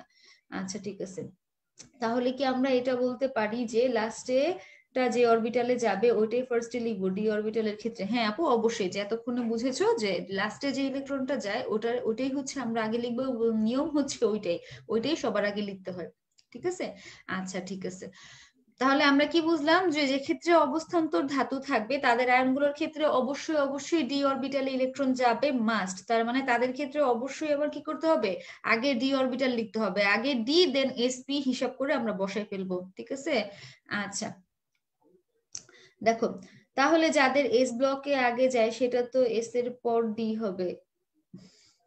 হ্যাঁ, বারে বারে বলতেছি অবস্থান্তর ধাতু অবস্থান্তর ধাতু অবস্থান্তর ধাতু, এরা ছাড়া অন্য কোনগুলোতে এরকম উল্টাপাল্টা লাগে না, শুধু এদেরটাই লাগে, সেজন্য বলছি ওদের ক্ষেত্রে ডি ব্লকে বা ডি অরবিটালে হচ্ছে ইলেকট্রনটা আগে যাবে। আচ্ছা দেখো, এখন এই যে এই ছকটার মধ্যে যে এতগুলো যৌগের নাম দেওয়া আছে, হ্যাঁ, এদের যে কোনো একটা নিয়ে হচ্ছে উদাহরণ, যেরকম এখানে দেখো beryllium dichloride, boron trifluoride, methane ammonia, হ্যাঁ, ওদের অনেকগুলো নাম দিয়ে দিছে এবং যে কোনো একটা মিথেনকে বর্ণনা করছে। এখন আমরা কি চিন্তা করে নেই, আমরা ভাবি একটা টেবিলে আছে, একটা কলামের মধ্যে আছে, তার মানে এরা সবাই হচ্ছে একই sp3, তখন আমরা সবগুলোর সংকরণ sp3 যায় লাগাই, কিন্তু এটা কিন্তু না। এগুলাতে জাস্ট একটা এক্সাম্পল দেওয়া আছে পাশের বক্সে, এই বলে সবগুলার কি সংকরায়নী sp3 না। আচ্ছা, পরবর্তীতে দেখো এই পেজেরই নিচের অংশটুকু দেখো, এই 329 পেজেরই হচ্ছে নিচের অংশটুকু, এই কলমটার মধ্যেও এরকম দেখো যৌগ অণুর কেন্দ্রীয় পরমাণুতে শুধুমাত্র দ্বিযোজী পরমাণু, যেরকম এখানে দেখো carbon die oxide, carbon die sulphide, দেন হচ্ছে সালফার ডাই অক্সাইড, হ্যাঁ সালফার ট্রাই অক্সাইড, এদের ক্ষেত্রে হচ্ছে তোমার সংকর অবস্থা জাস্ট সালফার ট্রাই অক্সাইডেরটা বের করে দিয়েছে। তাহলে তুমি কি করবা না, তুমি সালফার ট্রাই অক্সাইডে যে sp2 হচ্ছে তাই বলে বাদ বাকি সবগুলো তো যে sp2 হচ্ছে এটা বুঝবা না, কারণ আমরা জানি যেমন কার্বন ডাই অক্সাইড ওর ক্ষেত্রে সংকরণ হয় হচ্ছে sp, হ্যাঁ লাস্টে 2 আছে সেজন্য হচ্ছে sp। আচ্ছা, এরপরে হচ্ছে তোমার আচ্ছা, sp3d2d2sp3 এই জিনিসটা নিয়ে এখনো তোমাদের কি কনফিউশন আমি বুঝলাম না। খুব সুন্দর করে জিনিসটা বুঝাই দিলাম যে যাদের ক্ষেত্রে লাস্ট ইলেকট্রনটা হচ্ছে ডি অরবিটালে যাচ্ছে তাদের ক্ষেত্রে আমি ডি অরবিটালটা আগে লিখবো, আর অবস্থান তত্ত্বর ধাতুর আয়নগুলোর জন্য অবশ্যই একটা ডি অরবিটাল হচ্ছে আমাদের বরাদ্দ রাখতে হয়, যে অবশ্যই আমার ডি অরবিটাল একটা লাগবেই, দেন বাদ বাকি অরবিটাল গুলো হিসাব করবো। একদম ইজি একটা জিনিস। আর এখন এত বেশি মাথা পেঁচায়ও না, ক্লাসটা রেকর্ড করা থাকবে গ্রুপে, রেকর্ডেড লাইভটা যখন আবার পড়তে বসবা তখন এটা দেখে আমার এই কথাগুলো শুনে শুনে শুনে শুনে আবার মিলাই নিও, ঠিক আছে? এখন যেটা পড়াচ্ছি এদিকে মনোযোগ দাও। আর বারে বারে আমি বলতেছি যে কমেন্ট সেকশনটা সোয়াইপ করো, অতিরিক্ত কমেন্ট করতেছো যার কারণে এই যে পড়াটা বুঝতেছো না, এরপরে হচ্ছে কমেন্টে এসে চিল্লাপাল্লা করতেছো। আচ্ছা দেখো,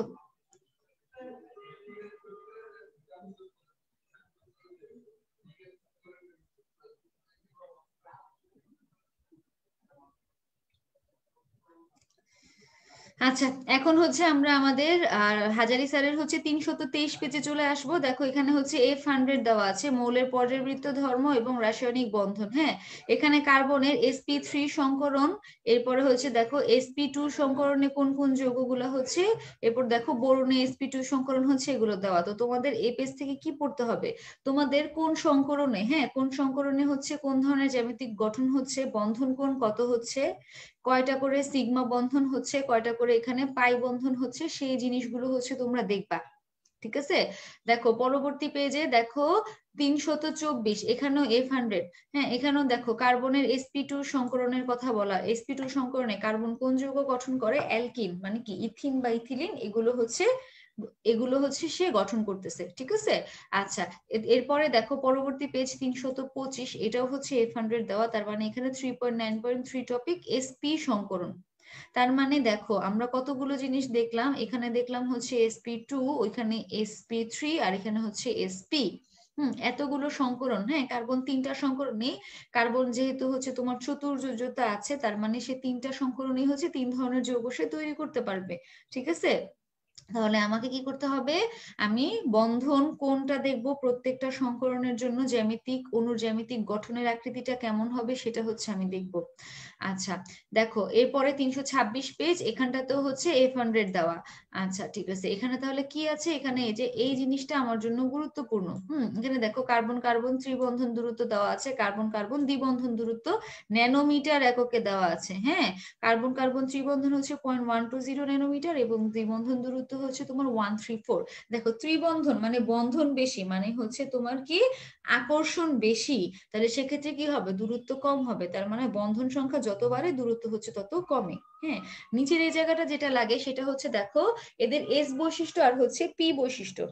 কত পার্সেন্ট হচ্ছে এস বৈশিষ্ট্য আর কত পার্সেন্ট হচ্ছে পি বৈশিষ্ট্য সেটা আমরা জানি। ধরো 4টা শঙ্কর অরবিটাল sp3, 4টা মিলে হচ্ছে 100% বৈশিষ্ট্য হচ্ছে, ঠিক আছে?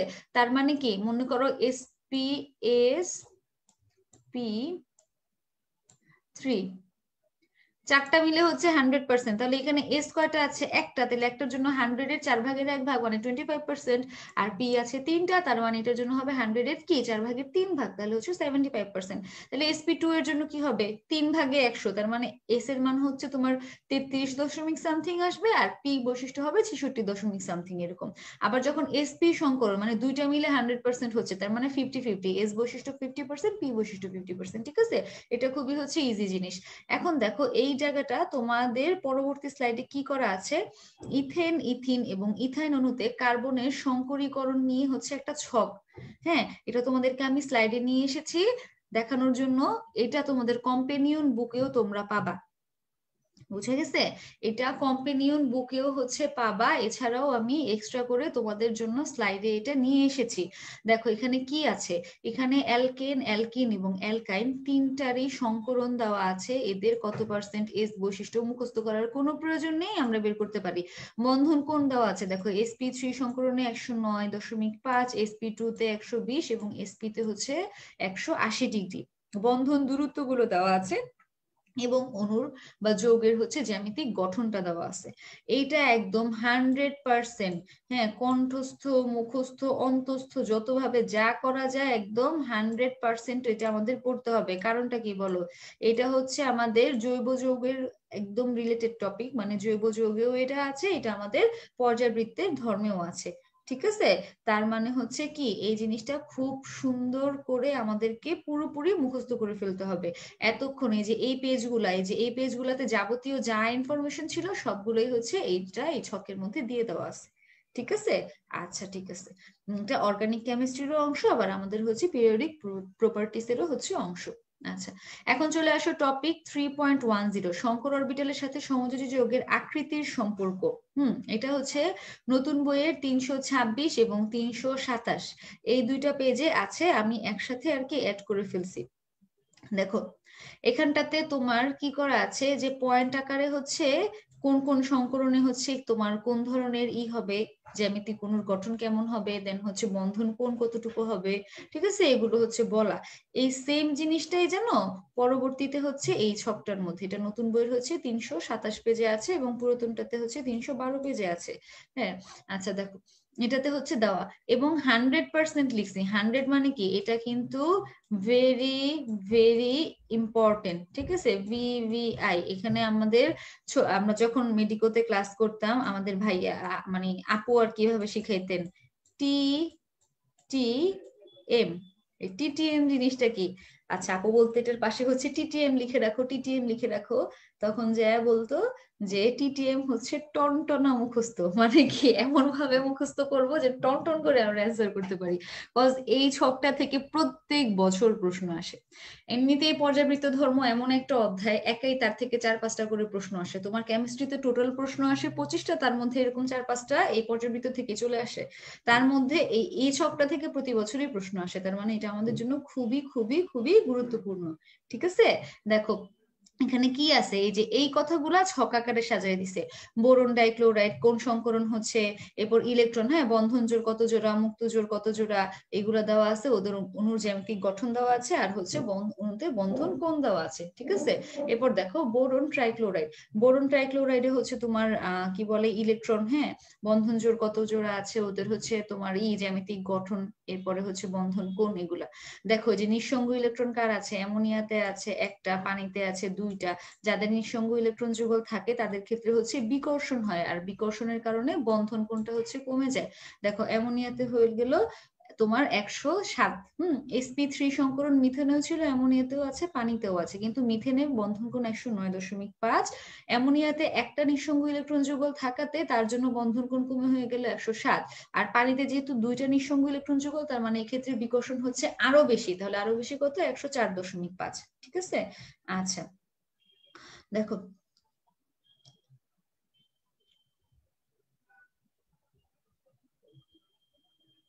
এই অধ্যায়টা ভালো না, শুনো, পড়ালেখা না করলে কোনো অধ্যায় ভালো লাগে না, এটা কে বলছে, আহাতি রয়।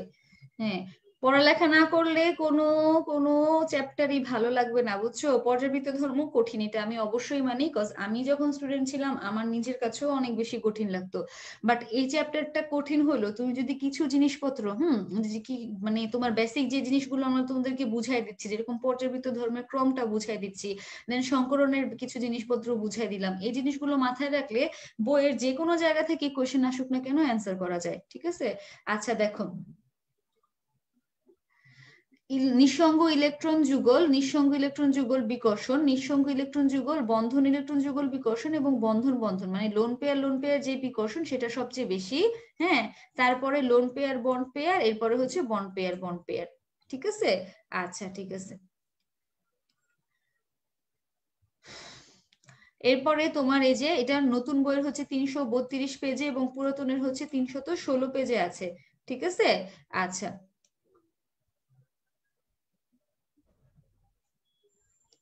দেখো এইখানটাতে একটা ছক তোমাদেরকে হচ্ছে 100% ইম্পর্টেন্ট দিয়ে হচ্ছে তোমাদের দিয়ে দিয়েছে। এখান থেকে দেখো সবগুলোতে sp3 সংকরণ, কিন্তু কথা আছে এদের নিঃসঙ্গ ইলেকট্রন সংখ্যা আর কি, নিঃসঙ্গ ইলেকট্রনের যে জোড়ের সংখ্যাটা ওইটা কম বেশি হচ্ছে, পাশাপাশি তড়িৎ ঋণাত্মকতার মানের পার্থক্যটা কম বেশি হচ্ছে। কারণ কি দেখো, অ্যামোনিয়া এবং নাইট্রোজেন ট্রাইফ্লোরাইড দুইটার মধ্যে একটাতে অ্যামোনিয়ার সাথে আছে হাইড্রোজেন, আর একটাতে অ্যামোনিয়া নাইট্রোজেনের সাথে আছে হাইড্রোজেন, আর একটাতে নাইট্রোজেনের সাথে আছে হচ্ছে ফ্লোরিন।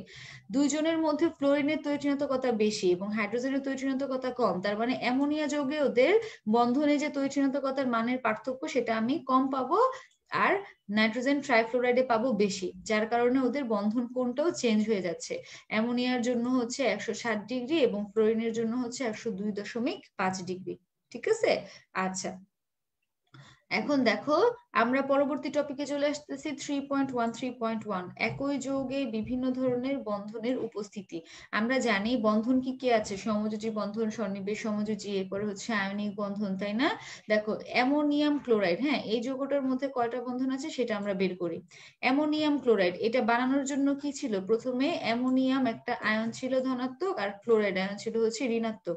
তার মানে ধনাত্মক এবং ঋণাত্মক আয়নের মধ্যে কোন বন্ধনটা হচ্ছে, আয়নিক বন্ধন হচ্ছে। ঠিক আছে, এখন আমি চিন্তা করতেছি হচ্ছে শুধু অ্যামোনিয়ামের কথা। শুধু অ্যামোনিয়ামটা আবার কিভাবে হয়েছে, শুধু অ্যামোনিয়ামটা হচ্ছে যে এভাবে হয়েছে, একটা অ্যামোনিয়া একটা প্রোটনকে তার নিঃসঙ্গ ইলেকট্রন জোড়টা দিয়ে দিতে চাইছে, যে বন্ধনটাকে আমরা বলি হচ্ছে সন্নিবেশ সমযোজী বন্ধন। তাহলে অ্যামোনিয়াম আয়নটা একটা সন্নিবেশ সমযোজী বন্ধনের মাধ্যমে তৈরি হয়েছে। আর শুধু যে অ্যামোনিয়া যৌগটা ছিল ওটার মধ্যে আবার কি বন্ধন আছে, সমযোজী বন্ধন আছে। ঠিক আছে, আচ্ছা তার মানে হচ্ছে কি, তার মানে যে আমাদের অ্যামোনিয়াম ক্লোরাইড এই যৌগটার মধ্যে 3 ধরনের বন্ধন আমরা দেখলাম, একটা আয়নিক, একটা সন্নিবেশ সমযোজী আর একটা হচ্ছে সমযোজী। ঠিক আছে, যারা বলতেছো যে ক্লাস আটকে যাচ্ছে বারে বারে, ক্লাস আটকে যাচ্ছে বারে বারে, আমার কিন্তু 2-3টা জায়গা থেকেই লগ ইন করা আছে এবং সব জায়গাতেই ক্লিয়ারলি চলতেছে। সো যাদের আটকায় যাচ্ছে ক্লাস বা হচ্ছে নেট কানেকশন, তোমরা একটু চেক করো কাইন্ডলি, নেট কানেকশনটা চেক করো, ইটাকে তোমার অফ করে, হ্যাঁ ওয়াইফাই দিয়ে ক্লাস করো বা ডাটা অন করে ক্লাস করো, অফ করে হচ্ছে আবার অন করো। ঠিক আছে, কজ ক্লাস কোনো প্রকার প্রবলেমই হচ্ছে না, সব জায়গা থেকেই মোটামুটি ক্লিয়ার দেখা যাচ্ছে। আচ্ছা দেখো তাহলে আমরা কি করলাম, যে বিভিন্ন বন্ধনযুক্ত যৌগ একটা অণুতে কত ধরনের বন্ধন থাকে সেই জিনিসটা আমরা দেখলাম অ্যামোনিয়াম ক্লোরাইডের জন্য। এখন আমরা আরো কিছু যৌগের জন্য দেখব। ঠিক আছে, এটা হচ্ছে তোমার বইয়ের, নতুন বইয়ের হচ্ছে 336 পেজ, হ্যাঁ নতুন বইয়ের 336 পেজ, এবং আমরা টপিক পড়তেছিলাম 3.1 এই টপিক। আচ্ছা এটার 336 পেজে দেখো অনেকগুলো উদাহরণ দিয়ে দিছে। উদাহরণ 2, এরপরে হচ্ছে উদাহরণ 3, এরপরে হচ্ছে তোমার উদাহরণ 4, এরকম। দেখো উদাহরণ 2 কার কথা বলছে, দেখো উদাহরণ 2 কি বলা আছে তোমার, মানে অ্যামোনিয়া, হ্যাঁ অ্যামোনিয়া করে কি তোমার বোরন ট্রাইফ্লোরাইডের সাথে, হ্যাঁ ট্রাইফ্লোরো বোরেট অ্যামোনিয়া একটা যৌগ তৈরি করে, যেখানটাতে কি করে ও হচ্ছে সন্নিবেশ সমযোজী বন্ধনের মাধ্যমে করে। আবার দুইটার মধ্যে আলাদা আলাদা ভাবে হচ্ছে সমযোজী বন্ধন আছে। তার মানে এই যৌগটার মধ্যে টোটালি কি আছে, আমার সংযোজী বন্ধন এবং সন্নিবেশ সমযোজী 2 ধরনের বন্ধন আছে। ঠিক আছে, আবার দেখো হেক্সাঅ্যামিনো কোবাল্ট ক্লোরাইড, হ্যাঁ হেক্সাঅ্যামিন এটা হচ্ছে অ্যামোনিয়া, অ্যামোনিয়া, তার মানে ওর মধ্যে আছে সমযোজী বন্ধন। যেহেতু ও একটা লিগ্যান্ড, আমরা জানি লিগ্যান্ড হচ্ছে কি করে, সন্নিবেশ সংযোজী বন্ধনের মাধ্যমে অবস্থান্তর ধাতুর আয়নের সাথে বন্ধন গঠন করে। তার মানে ও ওর সাথে কি করছে, সন্নিবেশ সংযোজী বন্ধন করছে, করে একটা কি হয়েছে, আয়ন হয়েছে। এখন এই আয়নটা ধনাত্মক হয়ে যাবে আর এই আয়নটা হচ্ছে ঋণাত্মক হয়ে যাবে, ও হয়ে যাবে হচ্ছে প্লাস আর ও হয়ে যাবে হচ্ছে মাইনাস। তাহলে প্লাস মাইনাস মিলে আবার ওরা কি করবে, আয়নিক বন্ধন গঠন করবে। তার মানে হেক্সা অ্যামিনো কোবাল্ট ক্লোরাইড এই যৌগটার মধ্যে আমার কি সন্নিবেশ সংযোজী বন্ধনও আছে, সংযোজী বন্ধনও আছে, আবার হচ্ছে আয়নিক বন্ধনও আছে। ঠিক আছে, তাহলে আমরা এভাবে অ্যান্সার করব। দেন দেখো উদাহরণ 4 কি দেওয়া আছে, শোধক কপার সালফেট বা তুতে, যেটা সংকেত হচ্ছে কপার সালফেট 5 অণু পানি। আচ্ছা তাহলে কপার সালফেট 5 অণু পানি। এখন কপার সালফেটে কি, কপার একটা প্লাস 2 প্লাস, সালফেট হচ্ছে 2 মাইনাস, তাহলে দুইটার মধ্যে আয়নিক বন্ধন হলো দুইটা আয়নে। এখন আবার সালফেট আয়নটার কথা চিন্তা করো, সালফেট আয়নটা কিভাবে হয়েছে, সালফার ট্রাইঅক্সাইডের সাথে হচ্ছে আমার অক্সাইড, হ্যাঁ অক্সিজেন আয়নের হচ্ছে সন্নিবেশ সংযোজী বন্ধনের মাধ্যমে। তাহলে ওই ক্ষেত্রে আমি আয়নিকও পেলাম, সন্নিবেশ সমযোজীও পেলাম। এখন শুধু সালফার ট্রাইঅক্সাইডে কি আছে, সমযোজী বন্ধন আছে, তাহলে আমি 3টা বন্ধন পাইলাম। আর যেহেতু এটা হচ্ছে শোধক, মানে কি এখানে পানি যুক্ত আছে, তার মানে পানিতে পানির অণুটা ওর সাথে কি বন্ধন গঠন করবে, হাইড্রোজেন বন্ধন গঠন করবে। ঠিক আছে, তাহলে এই আমার কি কপার সালফেট 5 অণু পানি বা হচ্ছে তুতে, ওর মধ্যে 4টা বন্ধনই আছে, আয়নিক, সমযোজী, সন্নিবেশ সমযোজী আর হচ্ছে হাইড্রোজেন বন্ধন। ঠিক আছে, আচ্ছা আপু সন্নিবেশ সমযোজী বন্ধনটা একটু বিস্তারিত বুঝিয়ে দেন। দেখো সন্নিবেশ সমযোজী বন্ধন, আমরা সমযোজী মানে কি, সমযোজী মানে জানি হচ্ছে দুইটা পরমাণু ইলেকট্রন শেয়ার করবে। ঠিক আছে, এটা হচ্ছে সমযোজী। সন্নিবেশ সমযোজী হচ্ছে সমযোজী বন্ধনেরই প্রকারভেদ, হ্যাঁ কিন্তু এক্ষেত্রে পরমাণু একটা পরমাণু ইলেকট্রন প্রদান করে বলতে প্রদান না, ঠিক প্রোভাইড করে, আর দুজনই হচ্ছে সমানভাবে শেয়ার করে। বুঝা গেছে? নর্মালি সমযোজী বন্ধনে দুজনই দুই দিক থেকে একটা একটা করে ইলেকট্রন নিয়ে এসে সমানভাবে শেয়ার করতেছে, বাট সন্নিবেশ সমযোজীতে একজনই দুইটা ইলেকট্রন নিয়ে আসতেছে, দুইজন মিলে ভাগাভাগি করতেছে। ঠিক আছে, এটা হচ্ছে সন্নিবেশ সমযোজী। আচ্ছা দেখো, বিভিন্ন বন্ধনযুক্ত যৌগের ধর্ম। আচ্ছা, যেমন তোমাদেরকে আমি বলি, এই যে অ্যামোনিয়া, হ্যাঁ অ্যামোনিয়াতে নাইট্রোজেনের বাইরের কক্ষপথে কয়টা ইলেকট্রন আছে আমরা জানি 5টা। ওর ইলেকট্রন লাগবে হচ্ছে আর 3টা, তাহলে ও কি করবে, 3টা হাইড্রোজেনের সাথে ওর 5টা ইলেকট্রনের মধ্যে 3টা ইলেকট্রন আর হাইড্রোজেনের 3টা ইলেকট্রন মিলে 3 3 6, ওরা 3টা বন্ধন গঠন করে ফেললো। তাহলে 5টা থেকে যেহেতু 3টার সাথে ও হাইড্রোজেনের সাথে ও করে ফেললো, বন্ধন গঠন করলো, তাহলে ওর বাদ বাকি ইলেকট্রন কয়টা রইলো, 2টা। হ্যাঁ, তাহলে যখন সে অ্যামোনিয়া অবস্থায় আছে তখন সে তার এই মুক্তচুর ইলেকট্রন গুলো নিয়েই আছে। বাট যখন সে একটা প্রোটনের কাছে যাবে, প্রোটন মানে কি, ওর মধ্যে কোনো ইলেকট্রন নাই, হাইড্রোজেন প্লাস, তখন সে কি করবে, এই যে ওর নিঃসঙ্গ ইলেকট্রন জোড়াটা ছিল 2টা, এই 2টাকে হচ্ছে ও ওকে দিয়ে দিতে চাইবে। তাহলে দেখো এক্ষেত্রে ইলেকট্রন কিন্তু অ্যামোনিয়ার নাইট্রোজেন পরমাণু থেকেই আসতেছে, বাট অ্যামোনিয়াম আয়নে দুইজন মিলে সমানভাবে এটাকে শেয়ার করতেছে, এটাই হচ্ছে সন্নিবেশ সমযোজী বন্ধন। ঠিক আছে। আচ্ছা, এখন দেখো বিভিন্ন বন্ধনযুক্ত যৌগের ধর্ম। হ্যাঁ, বন্ধন সংখ্যা যত বেশি যৌগের, তাহলে কি হবে, তোমার অনেক বেশি, মানে বন্ধনটা বেশি শক্তিশালী, তার মানে যৌগটাকে ভাঙা তত কঠিন, তার মানে কি হচ্ছে, তার গলনাঙ্ক স্ফুটনাঙ্ক এগুলো হয়ে যাবে হচ্ছে উচ্চ। তাহলে আমি বলতে পারি উচ্চ গলনাঙ্ক এবং উচ্চ স্ফুটনাঙ্ক বিশিষ্ট। ঠিক আছে। এরপর এরা কি করবে, তড়িৎ হচ্ছে পরিবহন করবে। আরেকটা হচ্ছে যে এদের আয়ন সমূহের হচ্ছে স্বকীয়তা থাকবে। আচ্ছা, এরপর দেখো, যে সমস্ত যৌগগুলো হচ্ছে আয়নিত অবস্থায় থাকে তারা তো খুব সহজেই বিক্রিয়া করবে, তাই না? তার মানে তাদের বিক্রিয়াগুলো হচ্ছে খুব দ্রুত সম্পন্ন হবে। আর যাদের অভ্যন্তরে সমযোজী যৌগ থাকে, সমযোজী বন্ধন থাকে, তাদের ক্ষেত্রে আগে কি করতে হয়, সমযোজী বন্ধনটাকে ভাঙতে হয়, দেন হচ্ছে ওরা আবার আয়নিত হবে। তাহলে সেক্ষেত্রে বিক্রিয়াটা হবে কি, একটু ধীর গতিতে হবে, মানে তত দ্রুত হবে না। আর কোন একটা যৌগে যদি একসাথে সমযোজী, সন্নিবেশ সমযোজী এবং আয়নিক বন্ধন তিনটাই একসাথে থাকে, তাহলে সেই ধরনের যৌগগুলো আয়নিক যৌগ হিসেবে বিবেচিত হয়। তার মানে কি, ওই 3টা বন্ধনের মধ্যে আয়নিক বন্ধনটা একটু প্রিডমিনেন্ট থাকে। হ্যাঁ, আয়নিক বন্ধনের বৈশিষ্ট্যগুলো হচ্ছে ওর মধ্যে প্রকাশিত হয়। দেখো উদাহরণ দেওয়া আছে, পটাশিয়াম সালফেট, সোডিয়াম নাইট্রেট আর হচ্ছে অ্যামোনিয়াম ক্লোরাইড। ঠিক আছে। আচ্ছা, এখন আমরা 3.15 টপিক পড়বো, সমযোজী বন্ধনে পোলারিটি বা তড়িৎযোজী বৈশিষ্ট্য, তড়িৎ ঋণাত্মকতার প্রভাব। আচ্ছা, তড়িৎ ঋণাত্মকতা, হ্যাঁ তড়িৎ ঋণাত্মকতা আমরা কি পড়ছিলাম বলতো, ওই যে ফার্স্ট হাফে পড়ছিলাম যে কি হবে, যে তোমার একটা সমযোজী বন্ধনে 2টা পরমাণু ইলেকট্রন শেয়ার করবে, বাট এদের মধ্যে যে কোনো একজন কি করবে, শেয়ারকৃত ইলেকট্রন মেঘটাকে নিজের দিকে, হ্যাঁ নিজের দিকে টেনে নিয়ে আসার চেষ্টা করবে। এই ধর্মটাকে আমরা বলি হচ্ছে তড়িৎ ঋণাত্মকতা। ঠিক আছে। এবং তড়িৎ ঋণাত্মকতা হচ্ছে কাদের বেশি, যারা হচ্ছে অধাতুগুলো, তাই তো, মানে গ্রুপ 17 ওদের হচ্ছে সবচেয়ে বেশি। দেখো তোমাদেরকে আগের লেকচারে পড়ানো হয়েছিল যে একই পর্যায়ে বাম থেকে ডানে তড়িৎ ঋণাত্মকতা হচ্ছে বাড়ে এবং উপর থেকে নিচে তড়িৎ ঋণাত্মকতা হচ্ছে কমে। দেখো নাইট্রোজেন, অক্সিজেন, ফ্লোরিন ও হচ্ছে গ্রুপ 15 ও 16 ও 17 তড়িৎ ঋণাত্মকতা বাড়তেছে, আবার উপর থেকে নিচে কমতেছে। দেখো ফ্লোরিনের 4, ক্লোরিনের 3, ব্রোমিনের 2.8 এবং আয়োডিনের হচ্ছে 2.5। হ্যাঁ, এটা হচ্ছে খুব সুন্দর করে মুখস্থ করে ফেলবো আমরা। আচ্ছা, নিচে দেখো আবার লাইন আকারে কতগুলো হচ্ছে মৌলের তড়িৎ ঋণাত্মকতার মান দেওয়া আছে, এগুলো সব আমাদেরকে মুখস্থ করে ফেলতে হবে। ঠিক আছে। আচ্ছা, এখন এই যে তড়িৎ ঋণাত্মকতা কথাটা কেন আসছে, এই যে দেখো তড়িৎ ঋণাত্মকতার মধ্যে কি হচ্ছে, ইলেকট্রন মেঘকে টানাটানি করতেছে। তাহলে যার থেকে ইলেকট্রন মেঘটাকে টেনে নিয়ে যাবে তার মধ্যে কি হবে, একটা আংশিক ধনাত্মক প্রান্তের সৃষ্টি হবে, এবং যার দিকে ইলেকট্রন মেঘটা নিয়ে আসবে তার কি হবে, একটা আংশিক ঋণাত্মক প্রান্তের সৃষ্টি হবে, তাই তো। তার মানে হচ্ছে পোলারিটি বা হচ্ছে মেরুকরণ হবে, যেটাকে বলা হয়।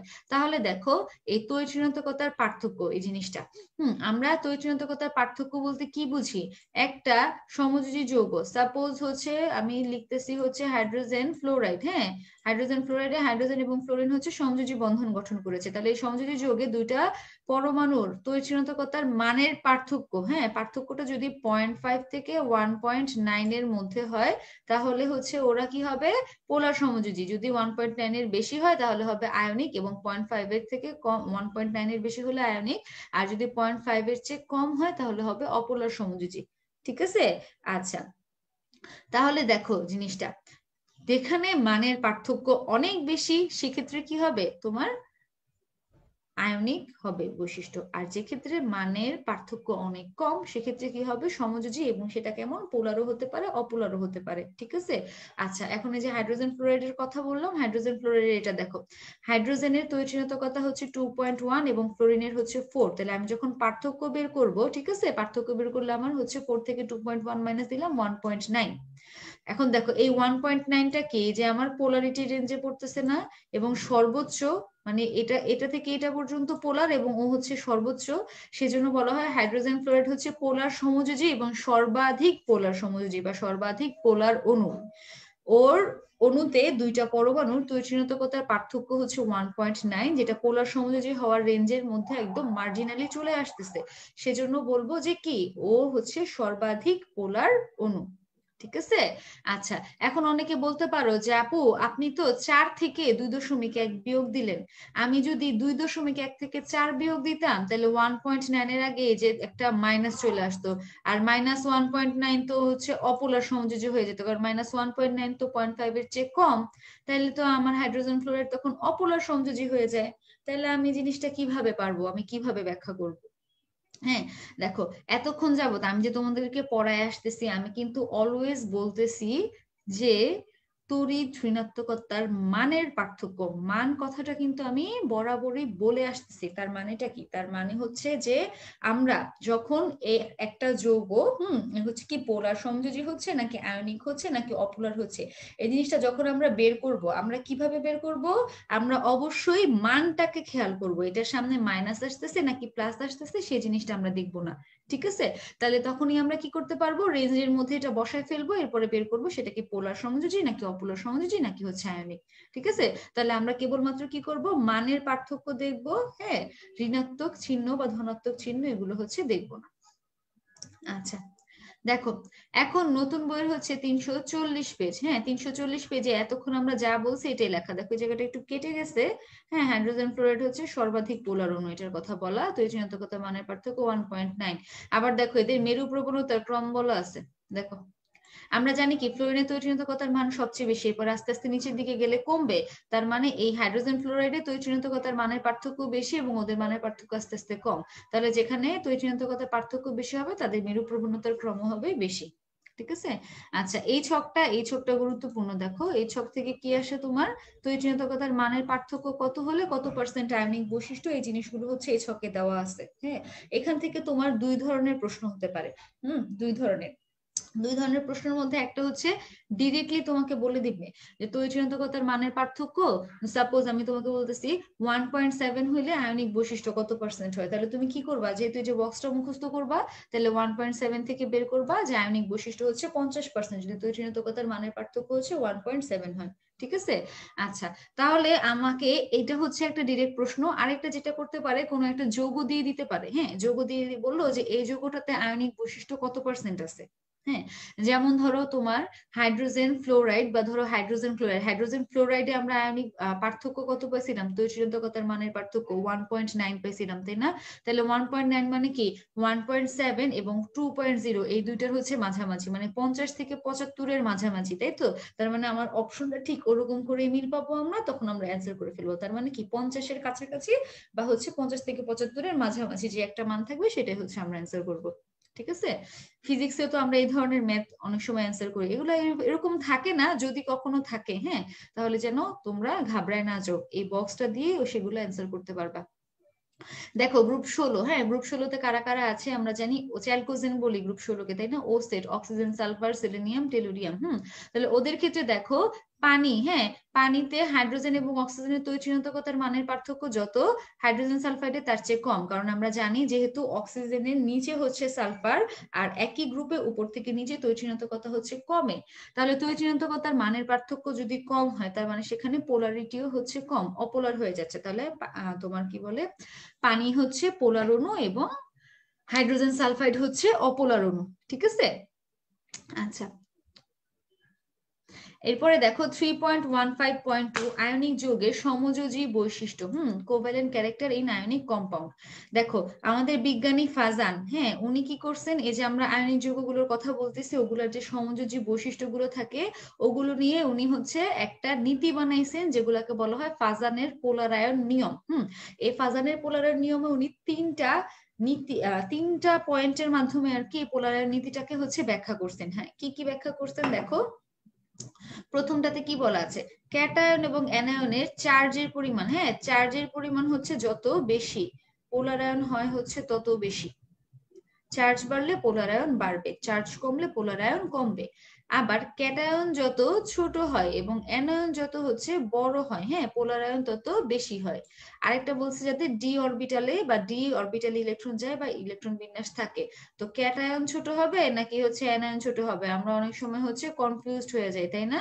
তাহলে তোমাদের জন্য আমি লিখে রাখলাম হচ্ছে ছতে হচ্ছে ছোট আর কতে হচ্ছে ক্যাটায়ন। হ্যাঁ, ছক মানে অন্য কোনো ছক না, ছক মানে হচ্ছে কি ছোট ক্যাটায়ন। আচ্ছা আপু, এই ছকটা কি মুখস্থ করা লাগবে নাকি বের করার কোনো টেকনিক আছে? আচ্ছা উপরের ছকটা না, এটা বের করার কোনো টেকনিক নাই ভাইয়া, এটা মুখস্থই করতে হবে। ভাইয়া না আপু, যাই হোক মুখস্থই করতে হবে। আচ্ছা দেখো ছক, তাহলে ছতে হচ্ছে ছোট, কতে হচ্ছে ক্যাটায়ন, তার মানে ক্যাটায়ন যত ছোট পোলারায়ন তত বেশি, তার উল্টাটা অ্যানায়ন যত বড় পোলারায়ন তত বেশি। ঠিক আছে। আচ্ছা তাহলে দেখো এই যে তোমাকে একটা প্রশ্ন দিয়ে দিছি এখানে, নিচের কোন আয়নটা অ্যানায়নকে বেশি পোলারাইত করবে? তাহলে আমি আবার আমার নীতিতে যাচ্ছি, একটা চার্জ যত বেশি, আরেকটা হচ্ছে ছক, আরেকটা হচ্ছে ডি অরবিটালের ইলেকট্রন বিন্যাস, তাই তো? আচ্ছা এখন তাহলে দেখো এই চারটা অপশনের মধ্যে সবার আগে আমি চার্জ দেখতেছি, এখানে +2+, এখানে হচ্ছে 3+, তার মানে কি হচ্ছে আমি আগে 3+ গুলাকে টার্গেট করতেছি, তাহলে আমার অপশন সি আর হচ্ছে অপশন ডি। এখন আমার সেকেন্ড পয়েন্টে দেখবো ছক মানে ছোট ক্যাটায়ন। এখন এই অ্যালুমিনিয়াম এবং ফেরিক, হ্যাঁ, এই দুইটা ক্যাটায়নের মধ্যে কার আকার ছোট? অবশ্যই অ্যালুমিনিয়াম। প্রথমত হচ্ছে পর্যায়ে আলাদা, দ্বিতীয়ত হচ্ছে অ্যালুমিনিয়াম হচ্ছে ডান দিকে ও হচ্ছে বাম দিকে, তার মানে অ্যালুমিনিয়ামের আকারটা ছোট আর ওর চার্জও হচ্ছে বেশি, তাহলে সেক্ষেত্রে কি হবে, পোলারায়ন হবে অ্যালুমিনিয়ামের বেশি। বুঝে গেছে? কিন্তু এক্ষেত্রে যদি কোনো অ্যানায়ন থাকতো তাহলে আমি দেখতাম কার আকারটা বড়। আচ্ছা এখন দেখো এই যে আমাদের ফাজানের যে পোলারায়ন নীতির বেশ কিছু জিনিস ব্যাখ্যা করছে, এটা হচ্ছে 342 পেজ নতুন বইয়ের, এখানে উনি কিছু জিনিসপত্র ব্যাখ্যা করছেন কিভাবে, দেখো পোলারায়ন ক্ষমতার ক্রম, হ্যাঁ, beryllium, magnesium, calcium, strontium, barium, ওরা কারা? ওরা হচ্ছে কিন্তু মৃৎক্ষার ধাতু, মানে হচ্ছে গ্রুপ 2। গ্রুপ 2 ওরা, তাহলে ওদের ক্ষেত্রে বলা হয়েছে যে তোমার কি বলছে, পোলারায়ন ক্ষমতার ক্রম, তাহলে আমরা জানি একই গ্রুপে উপর থেকে নিচে ক্যাটায়নের আকার কি হয়, বৃদ্ধি পায়, তাই না? আচ্ছা তার মানে আকার যদি বাড়ে তাহলে কি হয়, চার্জ যেহেতু সবারই সমান, তাহলে আমি জানি যত ছোট পোলারায়ন তত বেশি, তার মানে এগুলোর মধ্যে বেরিলিয়াম সবচেয়ে ছোট, ওর পোলারায়ন সবচেয়ে বেশি, এবং বেরিয়াম সবচেয়ে বড়, ওর পোলারায়ন হচ্ছে সবচেয়ে কম। হ্যাঁ, পোলারায়ন মানে কি, পোলারায়ন মানেই হচ্ছে সমযোজী বৈশিষ্ট্য। তার মানে কি, তার মানে হচ্ছে যে তোমার, দেখো তার মানে হচ্ছে যে তোমার কি, যত বেশি পোলারাইত হবে সমযোজী বৈশিষ্ট্য তত হবে, তার মানে গলনাঙ্ক স্ফুটনাঙ্ক তত কমবে। আর কি হবে, যৌগগুলো অপোলার দ্রাবকে দ্রবীভূত হবে। ঠিক আছে। দেখো তোমার নিচের লাইনটা, এখানে সবগুলা chloride, barium chloride, strontium, calcium, magnesium, beryllium, এই প্রত্যেকটা ক্লোরাইডের তাপমাত্রা, দেখো বেরিলিয়ামের যেহেতু বলছি পোলারায়ন সবচেয়ে বেশি, ওর গলনাঙ্ক দেখো 405, এটা আস্তে আস্তে বাড়তে বাড়তে বেরিয়ামে যে 963 হয়ে গেছে। বুঝতে পারছি? তার মানে কি হচ্ছে, আমার আকার বৃদ্ধির আকার মানে যার ছোট তার পোলারায়ন বেশি, তার মানে তার সমযোজী বৈশিষ্ট্য বেশি, গলনাঙ্ক স্ফুটনাঙ্ক হচ্ছে কম। আর যার পোলারায়ন কম তার সমযোজী বৈশিষ্ট্য কম, মানে আয়নিক বৈশিষ্ট্য বেশি, তার মানে কি গলনাঙ্ক স্ফুটনাঙ্ক হচ্ছে বেশি। এরপর দেখো সোডিয়াম হ্যালাইড, হ্যাঁ, সোডিয়াম হ্যালাইড গুলোর আয়নিক ধর্মের হ্রাসক্রম আর সমযোজী ধর্মের, একটার কথা বলছে আয়নিক আর একটা বলছে সমযোজী। আয়নিক ধর্ম কখন হ্রাস পাবে, যখন পোলারায়ন বাড়বে। এদের মধ্যে, হ্যাঁ, এদের মধ্যে কার পোলারায়ন বেশি, সোডিয়াম আয়োডাইডের পোলারায়ন বেশি, তার মানে ওর আয়নিক বৈশিষ্ট্য সবচেয়ে কম। আর সোডিয়াম ফ্লোরাইডের হচ্ছে পোলারায়ন সবচেয়ে কম, তার মানে ওর আয়নিক বৈশিষ্ট্য হচ্ছে সবচেয়ে বেশি। আর আয়নিক বৈশিষ্ট্য হ্রাসের ঠিক উল্টাটা হচ্ছে সমযোজী বৈশিষ্ট্যের বৃদ্ধি। ঠিক আছে, তাহলে এই জিনিসটা আমাদের হয়ে গেল। আচ্ছা, গলনাঙ্ক পড়তে হবে সবগুলা না ভাইয়া, গলনাঙ্ক স্ফুটনাঙ্ক এগুলা কিছু মুখস্থ করতে হবে না, জাস্ট এটা তোমাদের হচ্ছে কি করা আছে একটা ক্রম অনুযায়ী বুঝাই দিছে বইয়ে, যে হ্যাঁ পোলার আয়নের সাথে সাথে ও সংযোজী বৈশিষ্ট্য গুলো বাড়তেছে, মানে গলনাঙ্ক স্ফুটনাঙ্ক গুলো হচ্ছে কমতেছে, হ্যাঁ এটাই আর কিছু না। আচ্ছা, পরীক্ষার কথা এখন আপু তো এগুলো বলতে পারবো না, এগুলো হচ্ছে তোমরা হচ্ছে আমাদের যে মিডিকোর অফিসিয়াল টিম বা সাপোর্ট টিম আছে ওনাদের সাথে কথা বলে পরীক্ষার কোন তারিখ কত কি পরীক্ষা সেটা হচ্ছে জেনে নিবা, ঠিক আছে। এই পেজটা কঠিন লাগে আপু, এই পেজটা খুবই সহজ আপু, কঠিনের কিচ্ছু নাই। ফাজান 3টা নিয়ম বলছে, জাস্ট 3টা নিয়ম মাথায় রাখবা, হ্যাঁ একটা হচ্ছে যার চার্জ বেশি, একটা হচ্ছে যার আকার ছোট মানে ক্যাটায়ন, আর যার অ্যানায়নের আকার হচ্ছে বড়, আর একটা হচ্ছে যার ডি অরবিটাল আছে, ঠিক আছে, বুঝে গেছে। আচ্ছা, এটা আপু তোমাদেরকে প্রথম দিন যেটা পড়িয়েছিলেন সেই জিনিসটাই হচ্ছে এখানে দেওয়া আছে, আমরা একটু মেমোরাইজ করি। একটা পর্যায়ে বাম থেকে ডানে কারা কারা কমতেছে পরমাণুর আকার, ধাতব ধর্ম, বিজারণ ক্ষমতা কারা কারা বাড়তেছে, আমরা জানি আয়নীকরণ শক্তি, ইলেকট্রন আসক্তি, তড়িৎ ঋণাত্মকতা, অধাতব ধর্ম, আর হচ্ছে জারণ ক্ষমতা, ঠিক আছে। আর আমরা জানি একই পর্যায়ে যে জিনিসটা হয় উপর থেকে নিচে তার ঠিক উল্টো কাজ হয়, উপর থেকে নিচে কি হবে, তার এই জিনিসগুলো বাড়বে আর এরা হচ্ছে কমবে, জাস্ট একটু মেমোরাইজ করে নিলাম। আচ্ছা, তাহলে এখন দেখো এই জিনিসটা, এই যে তোমরা যারা মানে একটু পেঁচায় ফেলো, হ্যাঁ দেখো, দেখো ক্যাটায়নের আকার যত কম, হ্যাঁ মানে কি ছক ছোট, না ছোট ক্যাটায়ন, তাহলে তা আর অ্যানায়নের আকার যত বড়, পোলার আয়ন কি তত বেশি। এখন দেখো পোলার আয়ন বেশি মানে কি, পোলার আয়ন যত বেশি সমযোজী বৈশিষ্ট্য তত বেশি, তার মানে কি আয়নিক বৈশিষ্ট্য তত কম, হ্যাঁ। আবার পোলার আয়ন যত কম আয়নিক বৈশিষ্ট্য হচ্ছে তত বেশি, তার মানে কি সমযোজী বৈশিষ্ট্য হচ্ছে তত কম, ঠিক আছে।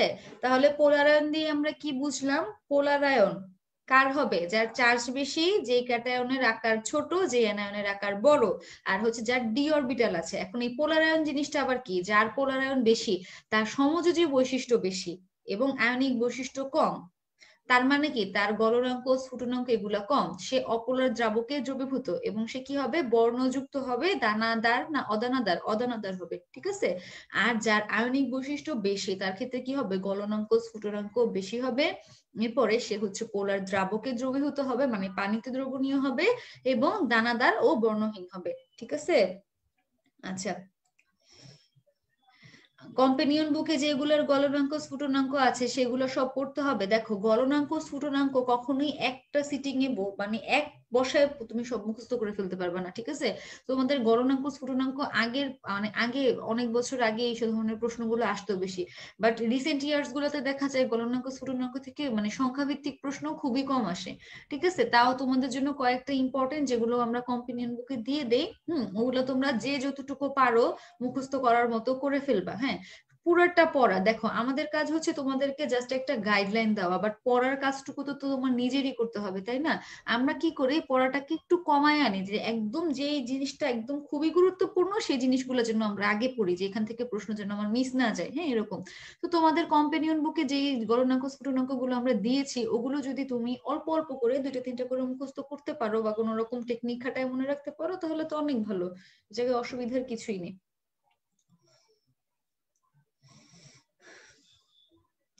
আচ্ছা, তোমরা হচ্ছে অনেকে যে জানতে চাচ্ছ বয়লিং পয়েন্ট, মেল্টিং পয়েন্ট, দেন হচ্ছে আয়নীকরণ শক্তির মান, ইলেকট্রন আসক্তি, এই সমস্ত, ঠিক আছে।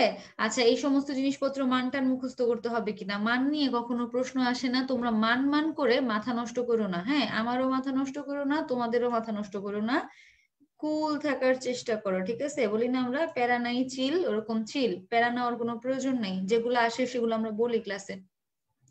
আচ্ছা, এই যে নতুন বইয়ের 343 পেজ, হ্যাঁ এখানে তোমরা উপরের দিকে পাবা ক্যাটায়নের আয়নিক পটেনশিয়াল, আয়নিক পটেনশিয়ালের একটা ফর্মুলা দেওয়া আছে। ফর্মুলাটা কি দেওয়া আছে, যে তোমার ক্যাটায়নের আয়নিক পটেনশিয়াল হচ্ছে ক্যাটায়নের চার্জ বাই ক্যাটায়নের ব্যাসার্ধ, হ্যাঁ এটা বইয়ের উপরে দেখো তোমরা পাবা, ক্যাটায়নের চার্জ বাই ক্যাটায়নের ব্যাসার্ধ, এটা হচ্ছে 343 পেজে তোমার ক্যাটায়নের আয়নিক পটেনশিয়াল। আচ্ছা, উম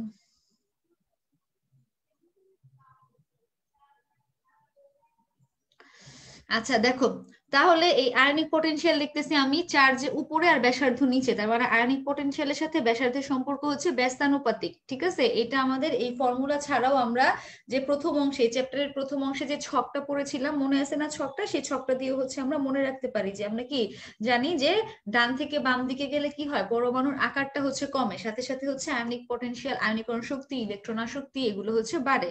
হ্যাঁ, তাহলে এর সাথে কিছু দেখো, আয়নিক পটেনশিয়াল বাড়ার সাথে সাথে কি হয়, পানিতে হচ্ছে লবণের দ্রাব্যতা হ্রাস পায়, তার মানে এরা হচ্ছে পানিতে কম দ্রবণীয় বা অদ্রবণীয় হয় এবং পোলার দ্রব্যকে দ্রবণীয় হয় বেশি। ঠিক আছে, এরপরে দেখো এই যে দেখো এবার এটা দাগিয়ে দিয়েছি, এটার ভিতর থেকে আমরা মিলাই ফেলবো। দেন পরবর্তী পেজ 344 পেজে বলা আছে ধাতব কার্বনেটের তাপীয় স্থিতি হচ্ছে হ্রাস পায়, আয়নিক পটেনশিয়াল যার বেশি তার হচ্ছে কি ধাতব কার্বনেটের, দেখো কার্বনেট অ্যানায়নের ইলেকট্রন মেঘ ক্যাটায়ন দ্বারা বেশি আকৃষ্ট হয়, ফলে তাপীয় স্থিতিটা কি হয়ে যায়, হ্রাস পায়। ঠিক আছে, আচ্ছা, তার মানেটা কি দেখো, আয়নিক পটেনশিয়াল কার বেশি হচ্ছে, যার হচ্ছে তোমার কি ক্যাটায়নের আকারটা ছোট। আমরা জানি কি বাম থেকে ডানে গেলে আকার কমে, আয়নীকরণ শক্তি বাড়ে। হ্যাঁ, তার মানে যার আয়নীকরণ শক্তি বেশি তার আকারটা হচ্ছে ছোট। আচ্ছা, আকার যদি হয় ছোট তাহলে তার ক্ষেত্রে কি হবে, আমরা জানি ক্যাটায়ন হচ্ছে তোমার যত ছোট হবে পোলারায়ন হবে তত বেশি। তার মানে কি তার যৌগগুলো পোলারাইত হবে, মানে সমযোজী বৈশিষ্ট্য বাড়বে। সমযোজী বৈশিষ্ট্য বাড়া মানে কি, গলনাঙ্ক স্ফুটনাঙ্ক গুলো এগুলো নিম্ন থাকবে, মানে নিম্ন গলনাঙ্ক বা নিম্ন স্ফুটনাঙ্ক বিশিষ্ট হবে। ঠিক আছে, তাহলে যার গলনাঙ্ক বা স্ফুটনাঙ্ক হচ্ছে কম, সেই লবণটাকে ভাঙা তত সহজ, তার মানে তাপ দিয়ে বা অল্প তাপেই তাদেরকে ভেঙে ফেলতে পারবো। যাকে আমি অল্প তাপেই ভেঙে ফেলতে পারবো তার তাপীয় স্থিতি কম নাকি বেশি, তাপীয় স্থিতি কম। ঠিক আছে, সেজন্যই বলা হচ্ছে যে তোমার কি আয়নীকরণ পটেনশিয়াল বাড়ার সাথে সাথে কার্বনেট লবণগুলোর তাপীয় স্থিতি হচ্ছে হ্রাস পায়। ঠিক আছে, আচ্ছা, তোমরা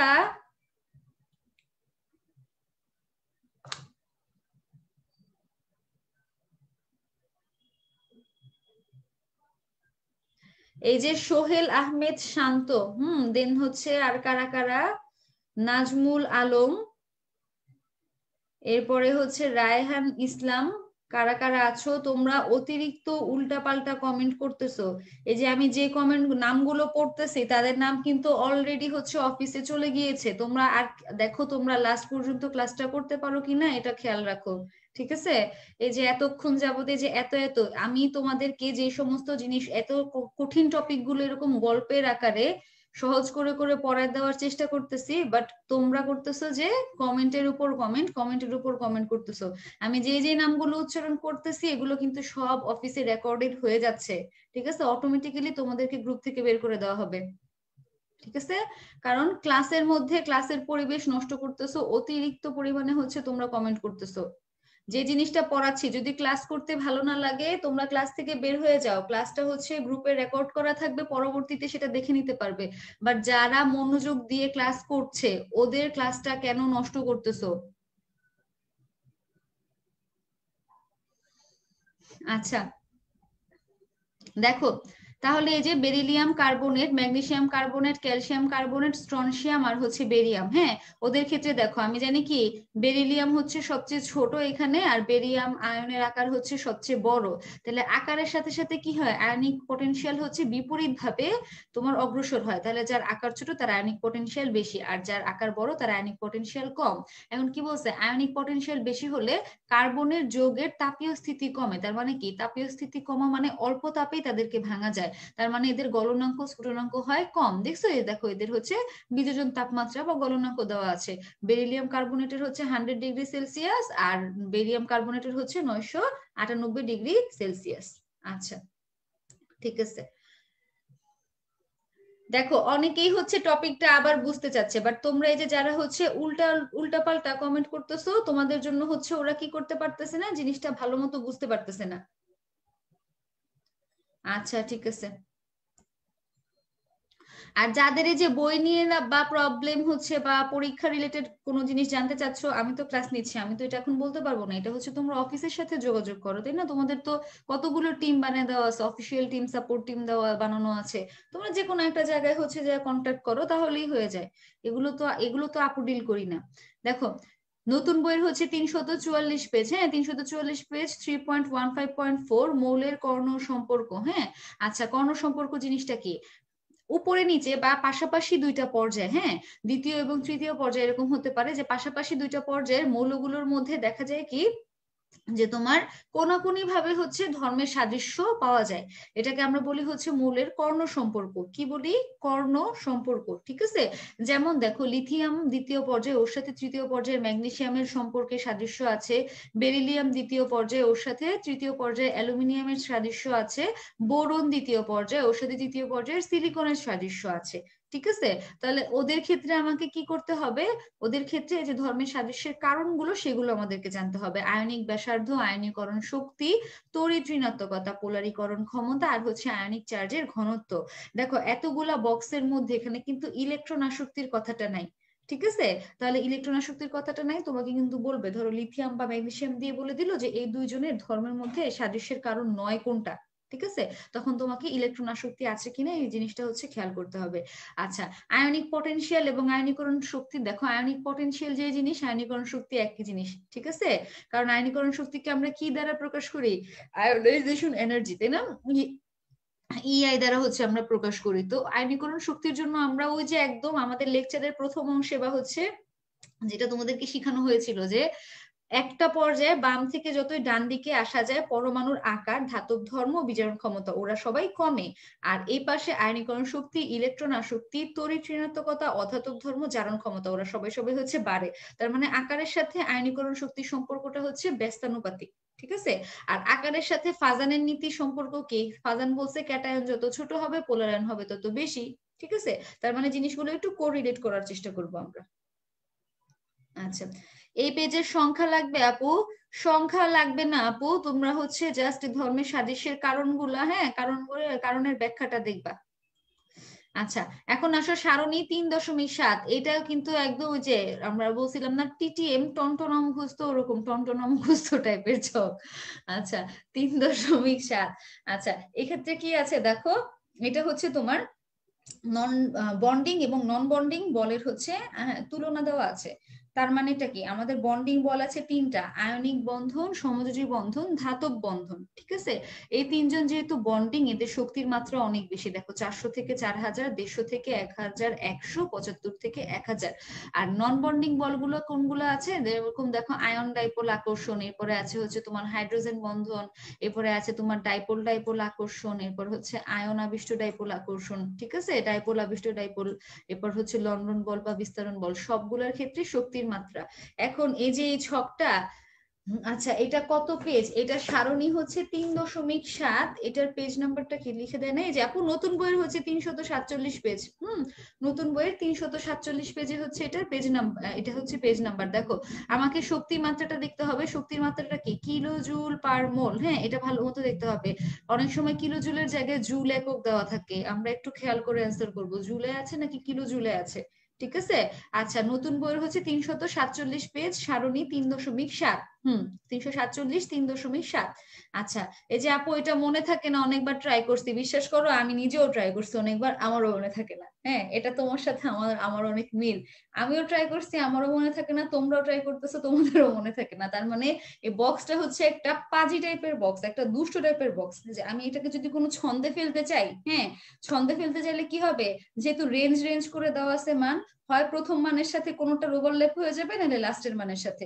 যেমন দেখো আয়ন ডাইপোল হচ্ছে 10 থেকে 50, হাইড্রোজেন হচ্ছে 10 থেকে 40। আর তুমি যদি প্রথমটা 10 দিয়ে মনে রাখো, দুইজনই এখানে বসে আছে। আবার লাস্টে দেখো ডাইপোল আবিষ্ট ডাইপোল 2 থেকে 10, আর লন্ডন বল হচ্ছে 1 থেকে 10। তার মানে কি পুরাই একদম একই রকম মান না? বলবা আপু এই জিনিসটা কিভাবে করে পড়বো?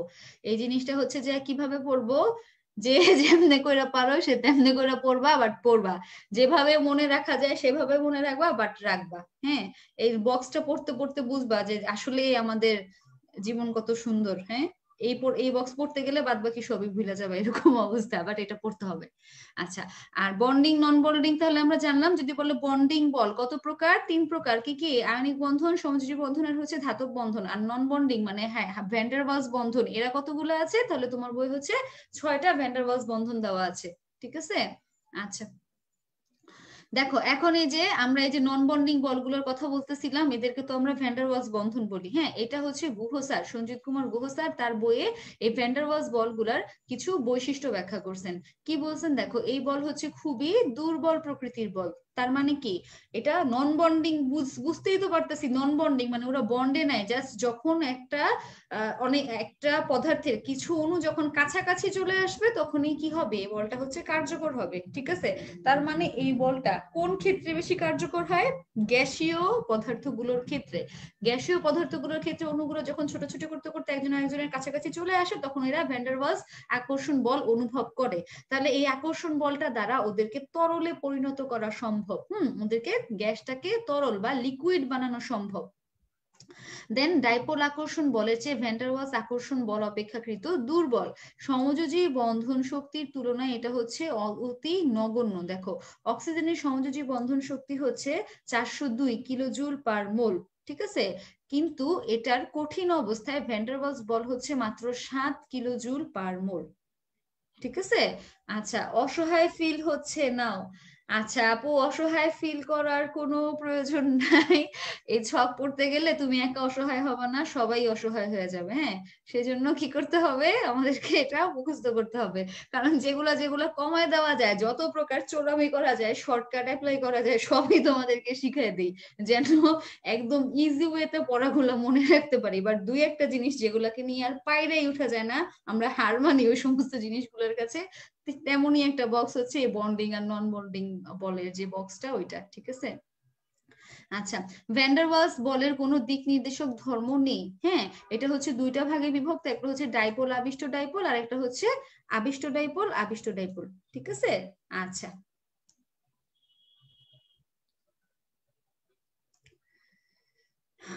আচ্ছা এখন দেখো, এটা নতুন বইয়ের 348 পেজে তোমার এই আয়ন ডাইপোল আকর্ষণ বলের একটু ব্যাখ্যা দেওয়া আছে। এই যে আয়ন ডাইপোল আকর্ষণ, হ্যাঁ, এই ভ্যান ডার ওয়ালস বলটা এই যে আমরা দেখতেছি যে উৎস অনুযায়ী দুই প্রকার, একটা হচ্ছে আমার কি স্থায়ী ডাইপোল, আর একটা হচ্ছে আবিষ্ট ডাইপোল যেটা আমরা জানি, আর একটা হচ্ছে কি বিস্তরণ বল বা লন্ডন বল।